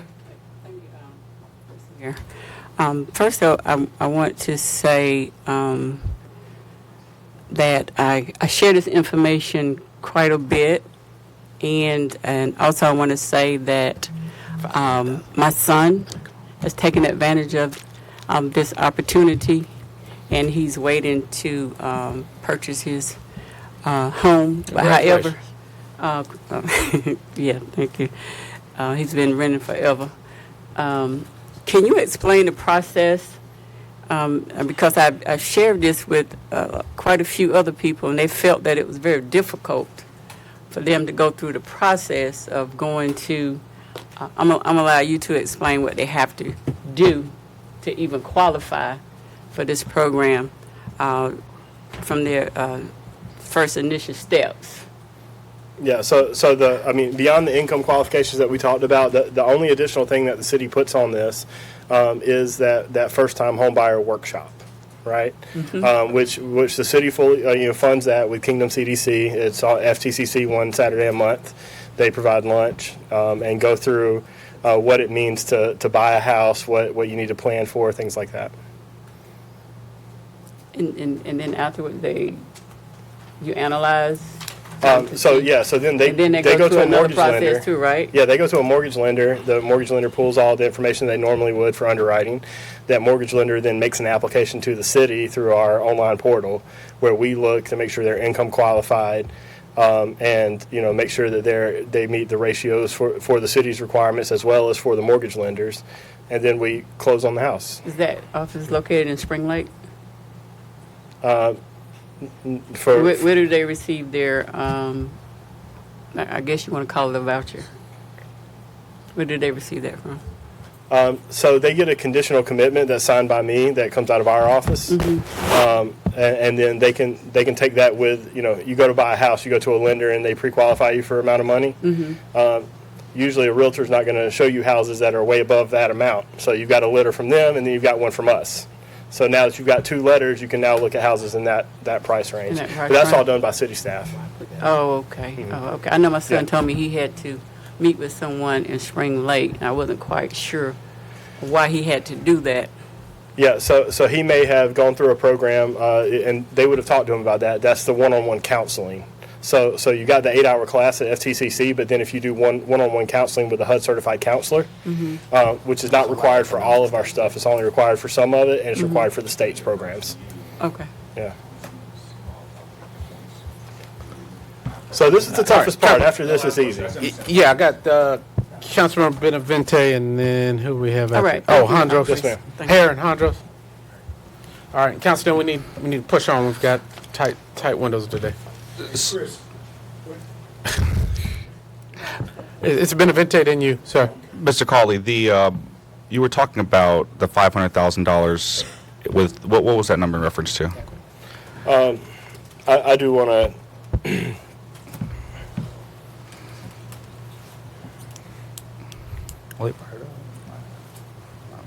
Okay, yeah, and I'm going to apologize for that. As soon as it came out and y'all reflected it to me, it's $50,000 is the asset limit. Big difference. For HUD, yeah. That's for low to moderate income. It's just 1 0, That's a big difference. But low to moderate income. Correct, yeah. And so help me understand the context of that $50,000 number. So if you have assets, liquid assets of more than $50,000, then we calculate that into your income. Certainly. Right, because you'll be making money off of that money. Low to moderate. Yeah. Okay.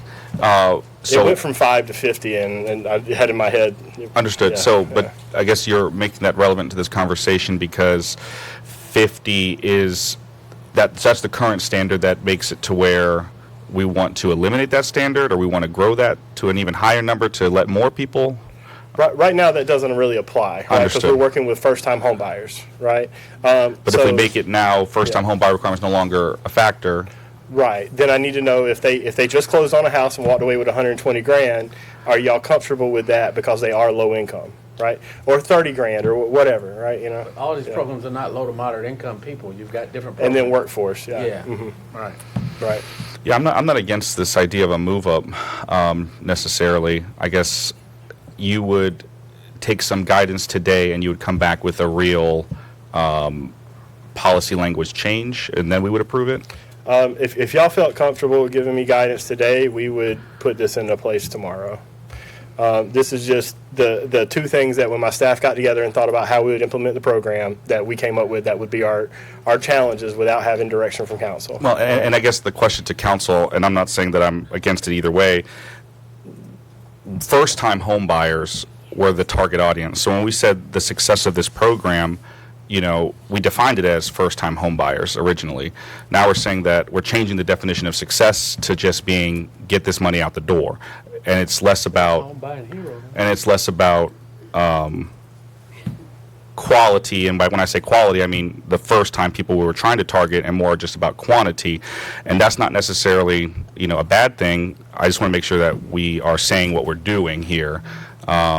You know, I'd rather have a large quantity of money than a crisp quality dollar bill, right? So it depends on the situation. If we're saying that the new definition of success in this program is just empty the buckets, okay. I just want to make sure we're defining success in a way that we actually mean. Okay, thank you. All right. Councilmember Hare. So, And thank you, Green. Mayor. So, Chris, so removing the first-time home buyer requirement does nothing to harm that first-time home buyer. He's just in the overall bucket now of of any person that fits the protocol here for the funding. Generally speaking, I'd agree with you. There is a future scenario where we run out of money, right? But right now, that's not really a concern that we have. So that first-time home buyer is not getting harmed. I mean, say that again. You kind of. So right now, that first-time home buyer, nothing changes for them. Right. But when we open it up to a broader category to move-ups as well, we could run out of money at some point in the future, and then that first-time home buyer wouldn't have the program available. So then that goes to my original thought that I was thinking. What was our purpose? Was that to open it up for the funding? The reason that we were taking away the first-time home buyer? You're not taking it away. Yes, that would be to broaden it to move-ups, not just first-time. All right. Yep. Who we got? Councilmember Green. Oh, Hondros. Thank you, Mr. Mayor. Like I said, I'm not opposed to expanding this. I think if we want to talk about kind of removing the first-time home buyer, and we also want to make homeowners out of renters, so why don't we just say if you're a current renter, even if you've owned a home in the past, because you're not a first-time home buyer, right? But you owned a home, you sold it, whether you moved or whatever, now you're a current renter, they automatically qualify that piece, and then they just go through the rest of the qualification. So that's one way to expand it for current renters. The second, Mr. Colley, can you speak to, when we look at the life cycle of a residential transaction, where it used to be 90 days or 120 days, we're looking at 45 days. Is that enough to go through your program? So we have an established level of service. I'm a Lean Six Sigma guy, so we process mapped it all out. We have 2 weeks. The challenge we have sometimes is that the lender comes in and says, oh, we got an updated number here or a new closing disclosure, but when we get a full back in 2 weeks, check at closing. I get that. A lot of things that realtors do, they'll take their client to a mortgage broker and get pre-qualified. Can they come to your program and get pre-qualified? Yes, that sir. way, when they find their house, it could be after they've pre-qualified. So Yes, that's sir. another idea. And then just talking this out, my colleague to my left here, we can also look at just increasing the DTI, the debt to income ratio. Instead of making it 30%, we can increase it to something higher, 35, 40%. Yeah. If So, that- well, I mean, we'd have to talk about the front end and the back end ratios there, because our back end ratio is 45. You know, and I'd want to understand some of those folks that we might have encountered, especially y'all being in this business, right? Because the loan officer, the mortgage lender, is doing the heavy lift, and if they don't have the debt to income ratio to support the first mortgage, then they're not going to have it to come It's a into moot point. us. You That's know? right. Yeah. Because we're not underwriting it, you're just seeing whether they qualify for the down payment. Like some bank or mortgage company's got to underwrite it, correct? Right, yeah. We have our own kind of front and back end ratios that apply, but the mortgage company is the one that's saying whether it's appropriate or not. Gotcha. Thank you. All right, Councilman Green. At long last, here I am. Sure. Yes, ma'am. Thank you, Mr. Cawley, because I think all the points have been valid, and to my colleagues, that comments as well. I have no idea what that was. I would like to make a motion that we allow staff, Mr. Cawley and his staff, to go back and, based on everything he's heard, come back. He said he could do it quickly, so we'll put a May 12th. That's our next meeting. Is that okay date with you? I'm having a baby that day, but we'll have staff here. Yeah. Okay. Well, all righty. Well, you're not having a baby. Well, that's true. You know. Oh, you're supporting someone. There we go. I got you. But, and if it's delayed, it's fine. To come up with a final, what this would look like for us just to review on that agenda. All right. This is, Yeah. So I just want to. So that direction gives me what I need. We'll put it together in a proposal to give to you guys to remove the first time home buyer and look at just the first time and move up home buyers, right? And we'll put some criteria around that y'all can tell us if we're on the mark or not. The next one is, and I think this one's interesting, is requiring applicants to utilize state programs. So we've actually had a couple applicants come in that were eligible for state programs, but our money was more generous. And so they forewent the state program to take our money. And we just think that it's just a best practice to a smart use of the city's funds to require them to take advantage of everything. So good news is, like I said, this is the worst thing on this whole slide. We're cruising from here. All right, so next up is the public service hero. We had a whole bunch of changes here. Remove the first-time home buyer. We just talked through. Require them to utilize state resources. We just talked through. Add employees and retirees of all federal, state, and local organizations. So the retiree one came up a couple of times, and I wanted to make sure that we looked at that as well. Was that we had people who worked for 30 years in local government, and then they come in and they weren't eligible for the Public Service Hero program. So we want to add retirees to that list as well. Add coverage for private universities and medical facilities. So we're really kind of getting that healthcare and education sector that might not be in a fully public or governmental entity. And then the next one is this is tough, but this keeps parity with our employee program, which is adding 1 year of employment and a meets expectations requirement to the public service heroes. If they have not been there for a year or there's some type of performance issue, they're still eligible for the citizen hero. But to go up to the 30K, staff would be recommending this. And I'll kind of move on to the next slide. So just to give you a quick idea here, the next one's got a little bit of that on it. So we had 3 over 1 year since we launched this portion of the program after council expanded it. We've had 6 in the last month.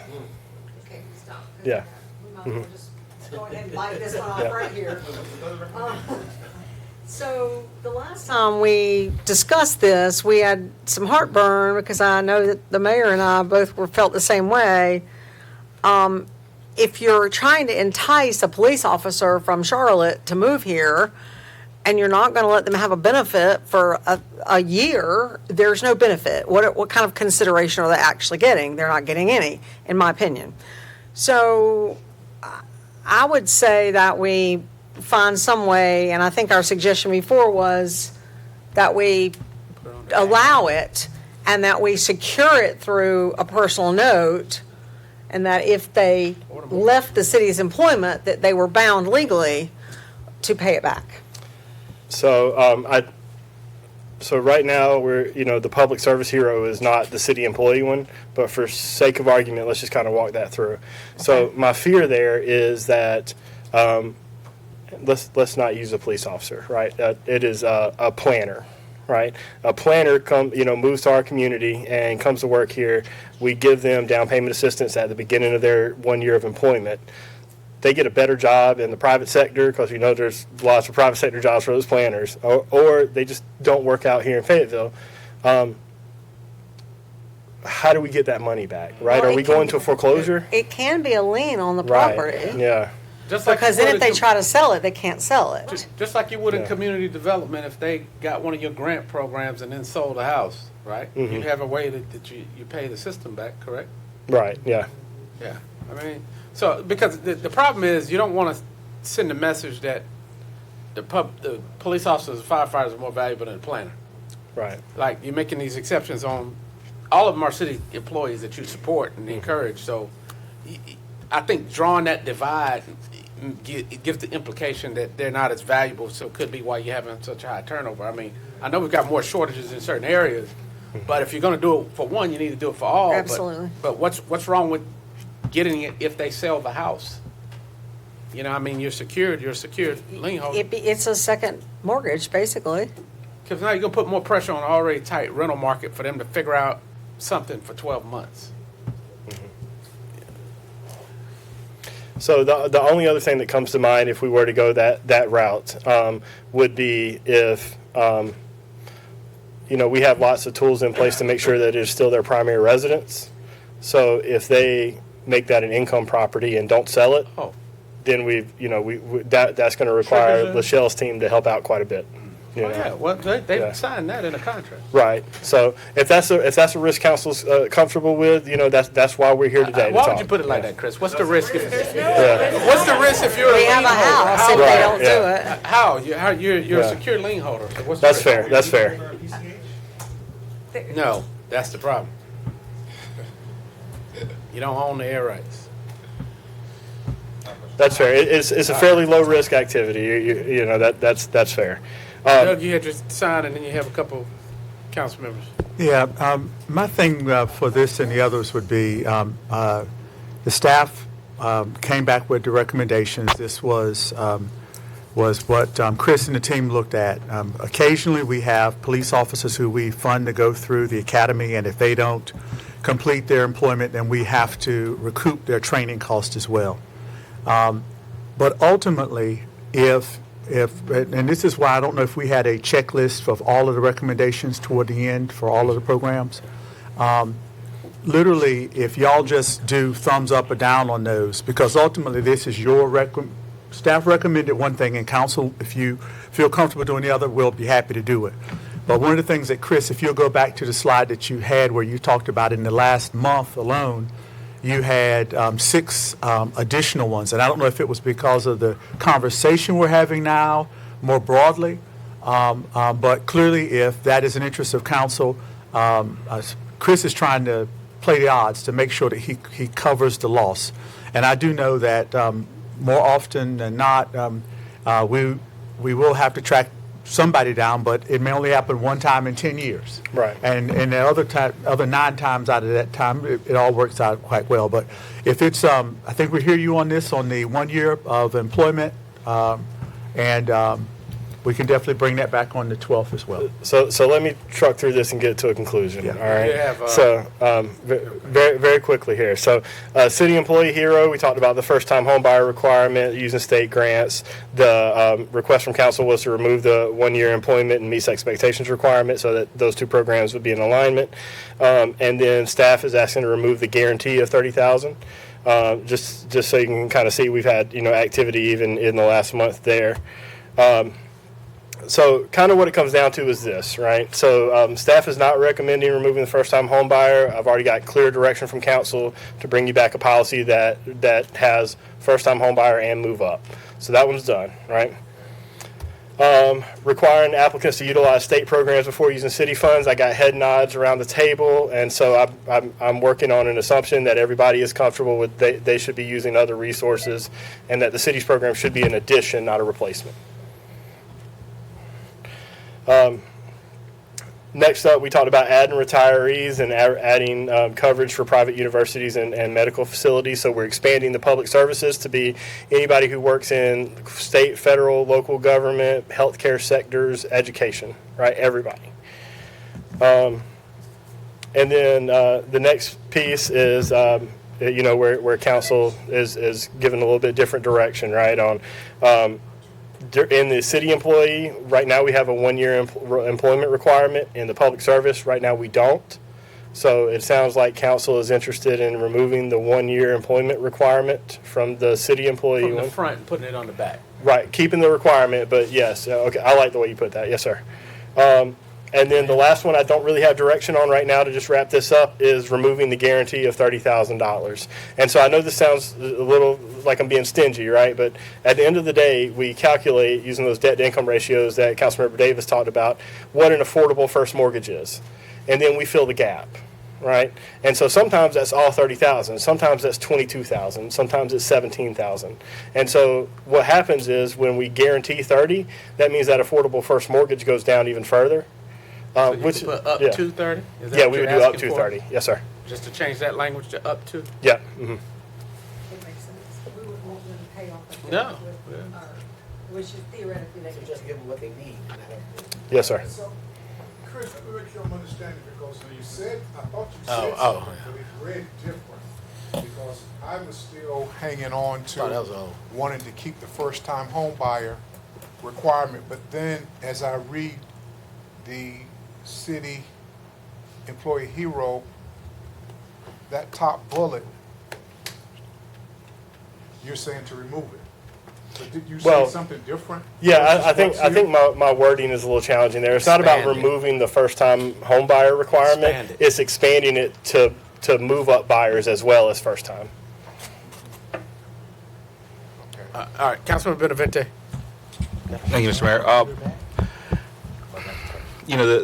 When we first implemented this program, I know I was really excited to think about, right across the street from Fayetteville State, Seabrook Broadale Homes, that used to be, where all of the teachers, professors, black professionals lived. And I just remember wanting to recreate that there. And we were targeting, again, who we kind of need in our community.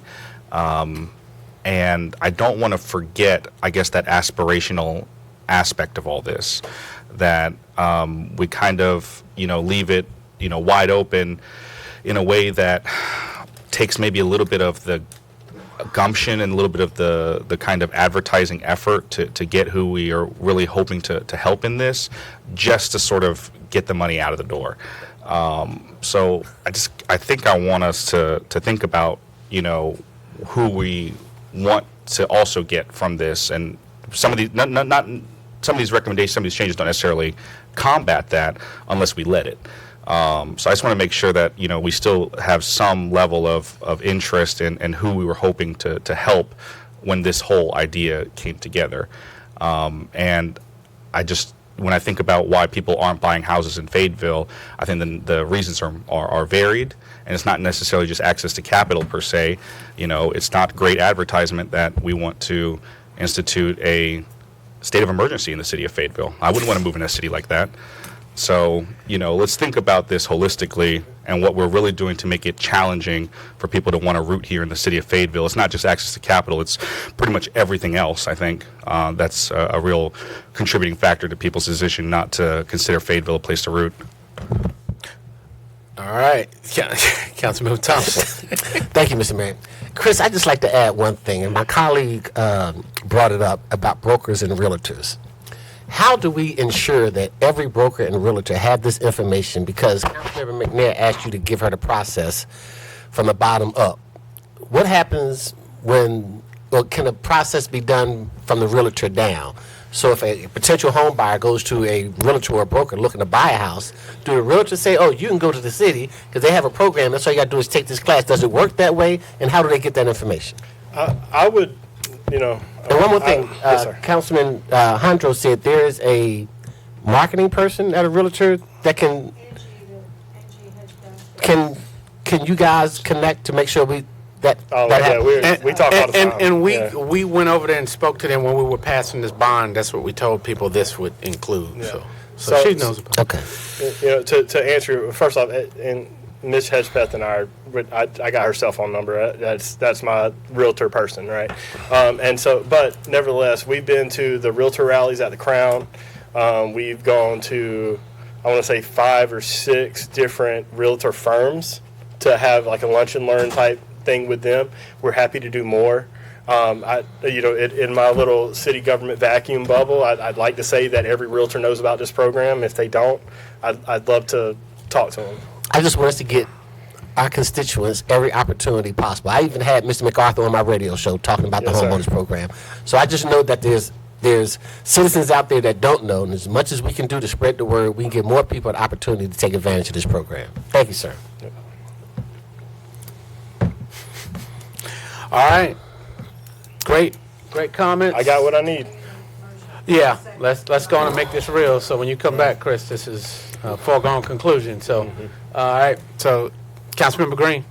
Well, I stated it already, but I'll restate it, maybe. We just tasked the staff, Mr. Halsey and his folks to go back and take what he's presented in our new form and put it in the correct format with the things we would like added and things we would like removed, and present it back to us on the May 12th agenda, if possible. All right. This is a motion by Councilmember Green, second by Councilmember Thompson, to expand this program as discussed today, to create more home ownership in the city and to encourage more people to take advantage of this. Discussion on the motion we've had. Council, I'll look to you for your votes on that. Banks McLaughlin's green. All right. We are, who didn't vote? Councilmember Davis, you distracted. All right, those voting in opposition, who is that? Benavente? Anti-economics? Gotcha. Thank you, Mr. Collins. All right, Council, 6.04, Market House repurposing project update. This is a perpetual project, Mr. Gibson. It's been going on since the Market House was built. We about to get some answers right now. No, it's 1800s here, bro. Yeah, they have to. They need to get it all done. Don't just do that and stop. It just needs to keep going. Just keep it moving. It's time.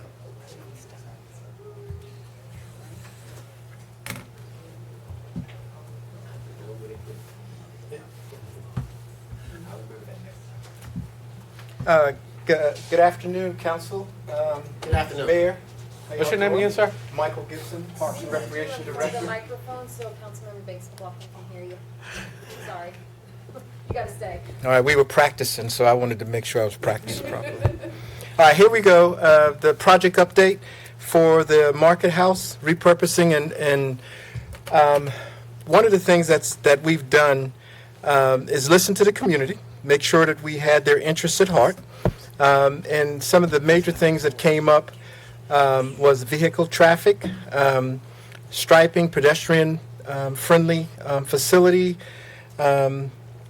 preserving the structure, which y'all can see there's some work going on now down there, and developing information in the area of repurposing.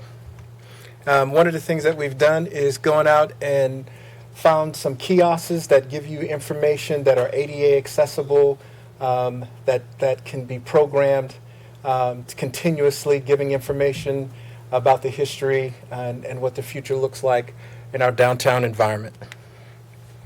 One of the other things was to light this facility, and I said earlier this morning, the lighting package will do everything but sing. So you'll have tremendous opportunities to do whatever you need to do from a lighting aspect. Yes, ma'am? I know that. I started not to say that. But I think the level that lighting will be done there will be, from an IT standpoint, it'll do what you want it to do. Mr. Gibson, can I ask you a question? Yes. Did you ever look into the kiosk that me and you talked about, that I told you about, that we had in Atlanta when we went to a conference where a tourist can take their own photo and say, I was in downtown Fayetteville, and print it and take it back for memorabilia? There's some opportunity here. Thank you, sir. Okay. One of the things that we also did is want to make sure that you understand that the value in what we're doing. There is a budget currently of about $900,000. There's also $370,000 committed, and that's some of the work that you're seeing down there now to repair the market house from its 200-year-old wood. So we're doing that.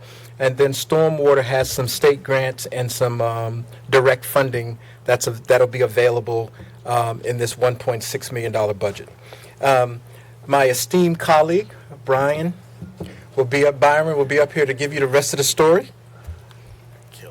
You're on deck.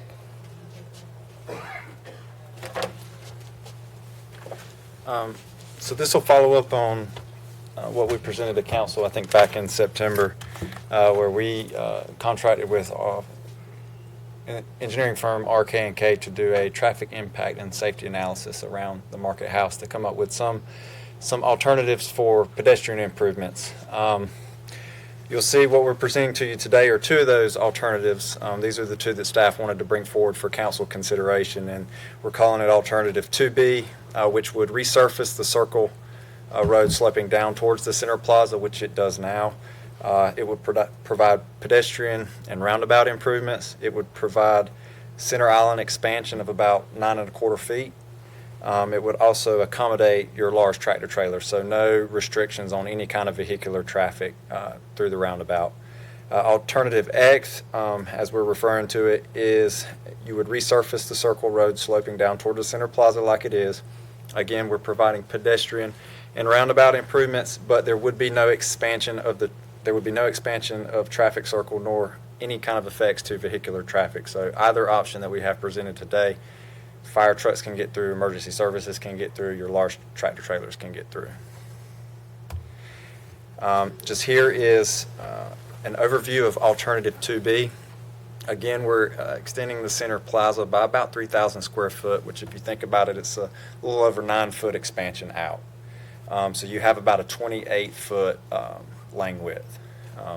We're approving pedestrian facilities, striping, and adjusting crosswalks. So you can see pedestrian facilities, we have crosswalks at all 4 intersections, or all 4 legs of the intersection. We have 2 splitter islands and crosswalks into the market house. There's currently not any ADA access to the market house. There is a ramp, but there's no ADA access. You can see from the Hay Street approach, we would be providing that ADA ramp access.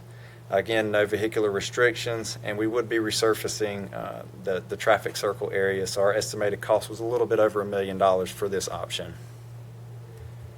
Just kind of a side-by-side look of Alternative 2B versus what is out there now. So you can see we're removing the existing 2 crosswalks that don't really line up with anything. They're just kind of putting you out in the middle of the roundabout.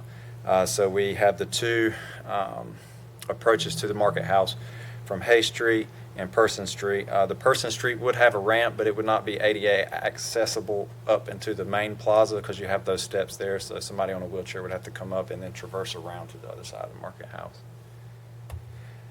What we're looking at here at Alternative X, the center island plaza remains the same. However, we still improve the pedestrian facilities, the striping, and we're adjusting the crosswalks. Here we have a single splitter island crosswalk with that same ADA ramp access from the Hay Street approach. Again, no vehicular restrictions through the roundabout. We would be resurfacing the roadway, and this estimated cost is about $750,000. So we would not be expanding the footprint of the actual market house, but we would be doing pedestrian improvements all around the market house to include the ADA access to the market house. Again, here's Alternative X compared to what is out there now. You'll see no expansion of the market house plaza, but we do have those pedestrian improvements all around the circle. Kind of the cost breakdown of the alternatives, and you'll see a lot of the budget in your exterior kiosk, lighting, materials, installation, all that's the same because that's the same. The difference is the Alternative 2B and Alternative X. You can see we're a little over budget on Alternative B, but we have provided some contingencies in this estimate. So with that, we'll take questions, but we do want to seek guidance from council to move forward with Alternative 2B. Councilman Harry, you have a question? Just something, just simple, because the way that it's worded, on our agenda for Market House repurposing project update, and I was thinking that we were also going to be looking at something overall with the Market House too, but you said it did not include that, right? This is just the roundabout. No, sir. Okay, The well then, the first part of the presentation my was about. question is, I'll let you answer. The first part of the presentation was about the Market House Right, lighting. I saw that. I saw the lighting And then the kiosks. Okay, well, let me ask you, isn't it an elevator inside of the, No, sir.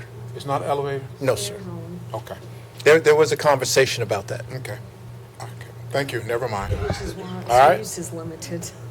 All right, who we got? Council, Mayor Pro Tem? Thank you, Mr. Mayor. I'd like to make a motion if there's no other discussion.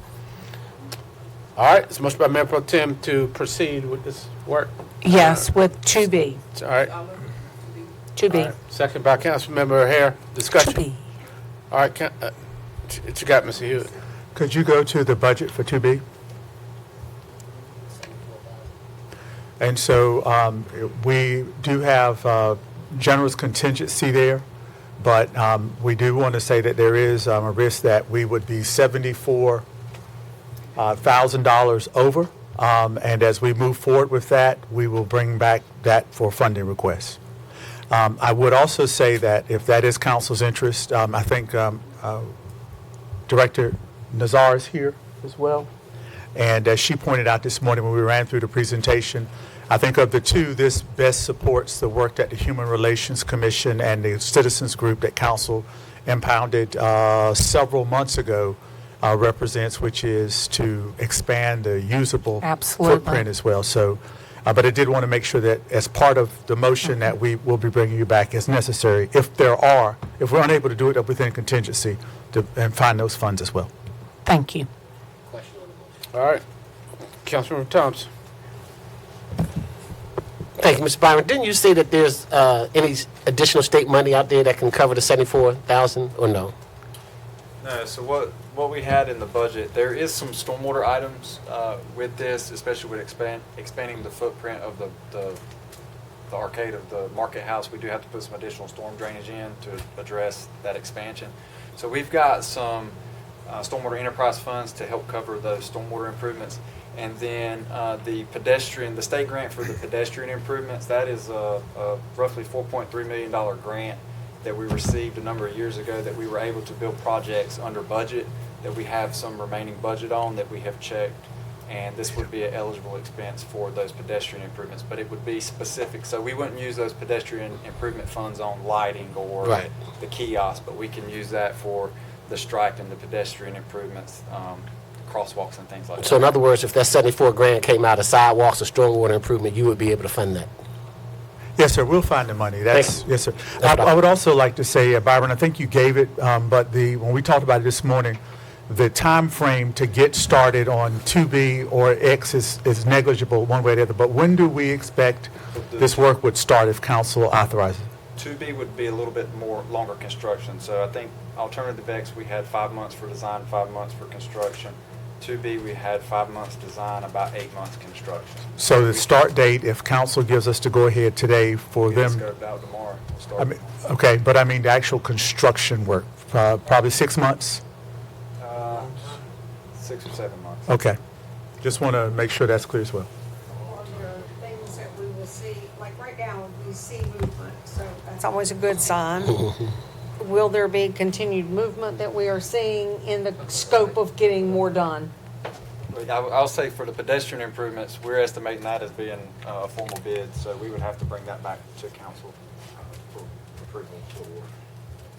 Once the work that's going on now, once we get the wood and all that shaped back up, part of this funding, that $370,000, is already going to get the lights. So as soon as that work's done, you'll see a continual roll, and then the project that Byron is talking about and the lighting can go on at the same time because one is out, one is under.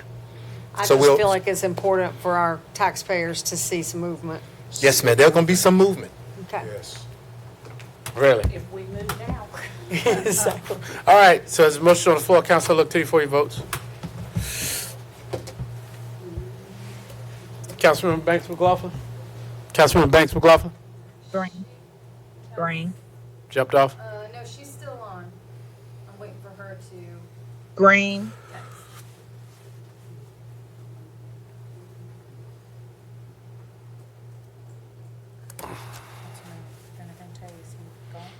Well, he's green because he's out.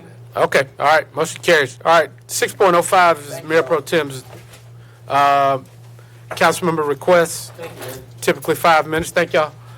And so Mayor Pro Tem will go to you. Thank you, Mr. Mayor. So my council member request deals with people donating real property back to the city. So what has happened is I got a call from a constituent that the city, it needs part of his land. They need 1,593 square feet for permanent drainage assessment and 2,471 feet of a temporary construction easement. Okay, the city's going to pay him $300. He said, "I'm going to give you the land. You can take it all. It's 2-point-something acres in here." So when we started to talk about it, we realized there wasn't a policy about any of this.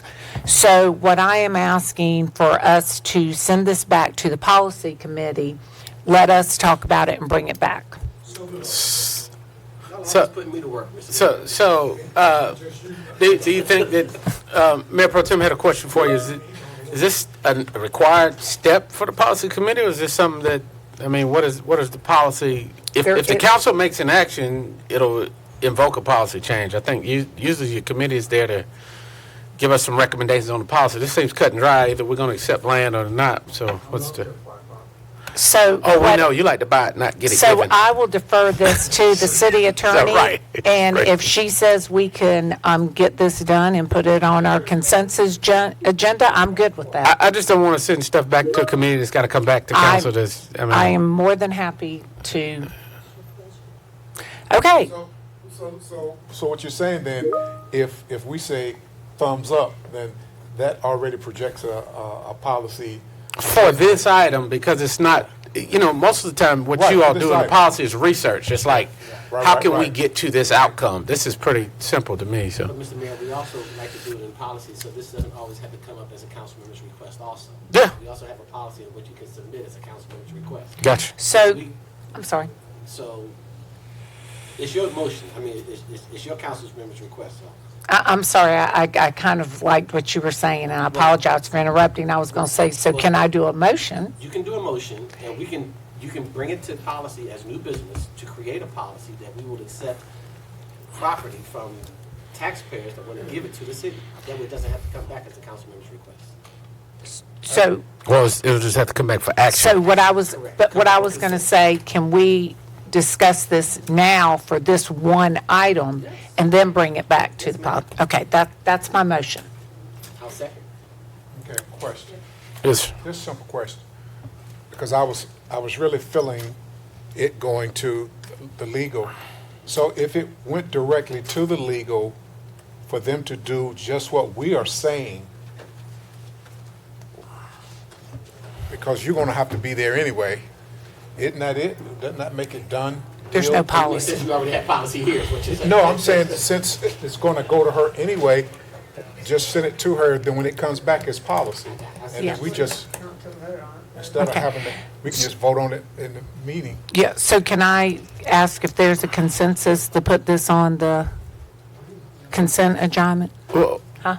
hold on, council. I think the first steps would be if council agrees to this, legal would have to be involved to draft the ordinance or the policy implementation.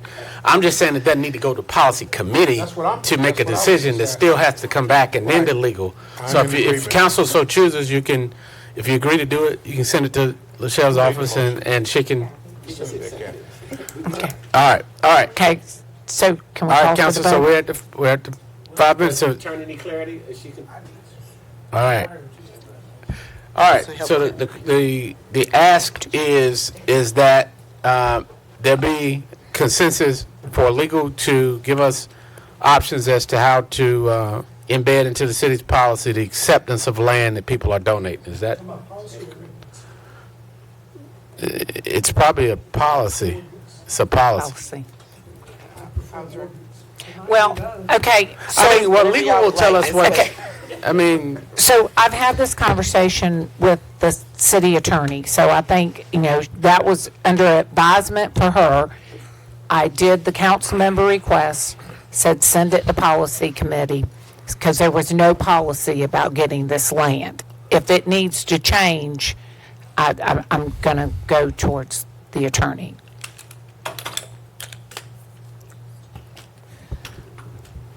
I wanted to point out that there were two parts to it, so I Correct. just wanted to make sure we got both of those out. Okay. So what we have now is standard operating procedures for this, and this is the process that staff used. So I was suggesting a city council policy as opposed to an ordinance, but that was just my suggestion. Whatever council would like to do, that's what we could do. And then I just wanted to, you want to clarify, or would you like me to just... Because there was two parts to it, so I want to make sure you get both of your parts out. Do you need me to clarify that? well, I think we're at a decision point, and then we can go into the details if it passes, because we're at the 5-minute point. So Okay. sure item, and you've got a motion on the floor Sure. anyway. You got a Yes. motion on the floor for council's consensus. So do Yes. you want to move forward with that? Yes, I'm asking for a consensus vote on accepting the land, on accepting the land, where is it? What's the name of it? On Rogers Road? On Rogers Road. PIN number 0428422700. All right, motion and seconded for consensus for this item, which will be also followed by a recommendation of a policy implementation for future. Do we have to vote twice? Okay, All and right. then send it to policy committee. All right, council, look to you for your votes. No. Okay, then don't do it to the your office policy if it committee. Y'all got passes. me all turned around. All right. I just want to get the That was a good suggestion. Since you already have everybody here, just do it here. Yeah. All right, who are we missing? Councilman Banks McLaughlin? She said green. Okay, all right, 9-1, voting in opposition, Councilman Benavente. All right, council, we'll look to recess to this, motion to adjourn, and then we go, huh? Other part to what? She got it out. got it One out. was the policy, the other one was actually accepting. All right, motion with adjourn, Mr. Mayor. It's passed now, man. It's just, one is coming back to her for a policy to bring it back to review for future, and then also the motion covered to recommend acceptance of the PIN. All right, let's see you upstairs, council.